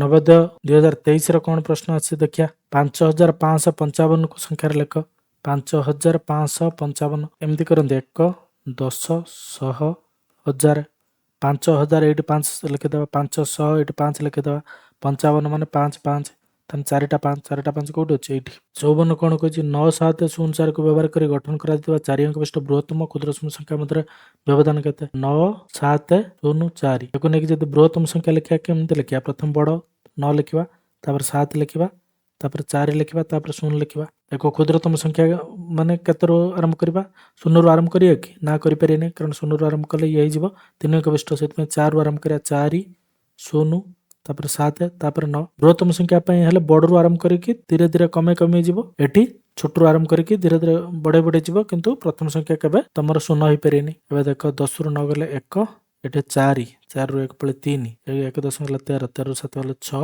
ଏଠି 6 এটা 9 ରୁ 4 ଗଲେ 5 5 6 6 1 এইଟା ହେଇଯିବ ଉତ୍ତର ଡି ହେଇଯିବ ଉତ୍ତର। ଏବେ ଆଦର୍ଶ ପ୍ରଶ୍ନ ଉତ୍ତର ହେଉଥିବା 2024 ର 19 ନମ୍ବରରେ ପଡ଼ିଥିଲା କ'ଣ 9 ଅୟୁତ 70କୁ ସଂଖ୍ୟାରେ ଲେଖିଲେ କ'ଣ ହବ 9 ଅୟୁତ ମାନେ 5 ଅଙ୍କ ବିଶିଷ୍ଟ ସଂଖ୍ୟା 1 2 3 4 5 5ଟା ଗାର ପକେଇଦବ 9 ଅୟୁତ 9 ଏଇଠି ଲେଖିଦେଲ ତାପରେ 1000 ଶୂନ 100 ଶୂନ ତାପରେ 70 7 ର ଶୂନ 9 0 0 7 0 9 2ଟା 0 7 0 କୋଉଠି ଅଛି ଏଇଟା ହେଇଯିବ ଉତ୍ତର ବି। ଆଦର୍ଶ ପ୍ରଶ୍ନ ଉତ୍ତର 2023 ରେ କ'ଣ ପଡ଼ିଥିଲା 3 ଅୟୁତ 4560 ସହ 3 ଅୟୁତ 409 ଯୋଗ କଲେ କେତେ ହବ ତା ଲେଖ। ଅୟୁତ ମାନେ 5 ଅଙ୍କ ବିଶିଷ୍ଟ ସଂଖ୍ୟା ଆମେ ଏଠି ଗାର ପକେଇଦବା 1 2 3 4 5 ଫାଷ୍ଟ ସଂଖ୍ୟାଟା ଲେଖିଦବା 3 ଅୟୁତ ଏଠି 3 ରହିଲା 4000 ଏଠି 4 500 ଏଠି 5 3 4 5 ତାର 60 60 3 4 5 60 ଏଟା ହେଇଗଲା ଫାଷ୍ଟ ସଂଖ୍ୟାଟା ଯୋଗ କରିବା କେତେ 4 3 ଅୟୁତ 400 3 ଅୟୁତ 1000 ଜାଗାରେ କିଛି ନାହିଁ 400 100 ଜାଗାରେ 4 9 ଯୋଗ କଲେ 10,000 କିଛି ନାହିଁ ଶୂନ ଏଠି 9 ତାହେଲେ 3 4 5 6 0 ଜାଗାରେ 3 0 4 0 9 ଯୋଗ କରିବା 9 କୁ 9 6 କୁ 6 5 4 9 4 କୁ 4 3 3 6 6 4 9 6 9 କୋଉଠି ଅଛି ଏଇଠି ଅଛି 6 4 9 6 9 18 ନମ୍ବର ଉତ୍ତର ହେଇଯିବ ଏ। 2023 ର ଆଦର୍ଶରେ ଆସିଥିବା 19 ନମ୍ବର କୋଶ୍ଚିନ୍କୁ ଯିବା 5 ଅଙ୍କ ବିଶିଷ୍ଟ ବୃହତ୍ତମ ସଂଖ୍ୟା ଆଉ 6 ଅଙ୍କ ବିଶିଷ୍ଟ କ୍ଷୁଦ୍ରତମ ସଂଖ୍ୟାର ଅନ୍ତର କେତେ 5 ଅଙ୍କ ବିଶିଷ୍ଟ ବୃହତ୍ତମ ସଂଖ୍ୟା କେତେ 5ଟା 9 ଆମେ ପଢିଛନ୍ତି 3 4 5 9 6 ଅଙ୍କ ବିଶିଷ୍ଟ କ୍ଷୁଦ୍ରତମ ସଂଖ୍ୟା କେତେ 1 ଲକ୍ଷ 1 ର 5ଟା 0 2 3 ତାହେଲେ ଆମେ ଜାଣିଛନ୍ତି 5 ଅଙ୍କ ବିଶିଷ୍ଟ ବୃହତ୍ତମ ସଂଖ୍ୟାରେ 1 ମିଶାଇଲେ 6 ଅଙ୍କ ବିଶିଷ୍ଟ କ୍ଷୁଦ୍ରତମ ସଂଖ୍ୟା ମିଳେ ତାହେଲେ ଏଙ୍କ ଅନ୍ତର ହେଇଯିବ 1 ସି ହେଇଯିବ ଉତ୍ତର। 2021ରେ ଆସିଥିଲା ଆଦର୍ଶ ପ୍ରଶ୍ନପତ୍ର କ'ଣ ଦେଖ 0 7 9 ପ୍ରୟୋଗରେ କେତୋଟି 3 ଅଙ୍କ ବିଶିଷ୍ଟ ସଂଖ୍ୟା ତିଆରି କରିହେବ ଦେଖ 0 7 9 ପ୍ରଥମେ 7 ରଖିଦେବା 7 0 9 ଇଏ ଗୋଟେ ହେଇଗଲା ତାପରେ 9 0 7 ଇଏ ଗୋଟେ ହେଇଗଲା 0କୁ ତ ଫାଷ୍ଟ ରଖିପାରିବାନି ଆଉ କେତେ ହେଇପାରିବ 9 7 0 ଇଏ ଗୋଟେ ହେଇଯିବ 7 9 0 ଇଏ ଗୋଟେ ହେଇଯିବ ଆଉ ହେଇପାରିବ କି ତାହେଲେ 4ଟି ହବ। ଆଉ ଗୋଟେ ପ୍ରଶ୍ନ ଦେଖିବା 2021 ର 18 ନମ୍ବର ପ୍ରଶ୍ନ ଆସିଥିଲା 4 5 3 7 ସଂଖ୍ୟାରେ 3 ଅଙ୍କର ସ୍ଥାନୀୟ ମାନ ଓ ସାଂଖ୍ୟିକ ମାନର ପ୍ରଭେଦ କେତେ ହବ ଏଠି ଯୋଉ 3 ସ୍ଥାନୀୟ ମାନ କେତେ 1 10 ସ୍ଥାନୀୟ ମାନ ହଉଛି 30 ସାଂଖ୍ୟିକ ମାନ କେତେ ସାଂଖ୍ୟିକ ମାନ ମାନେ ସଂଖ୍ୟା କେତେ 3 30 ରୁ 3 ଗଲେ କେତେ ହବ 27 ଏ ଉତ୍ତର ହେଇଯିବ 27।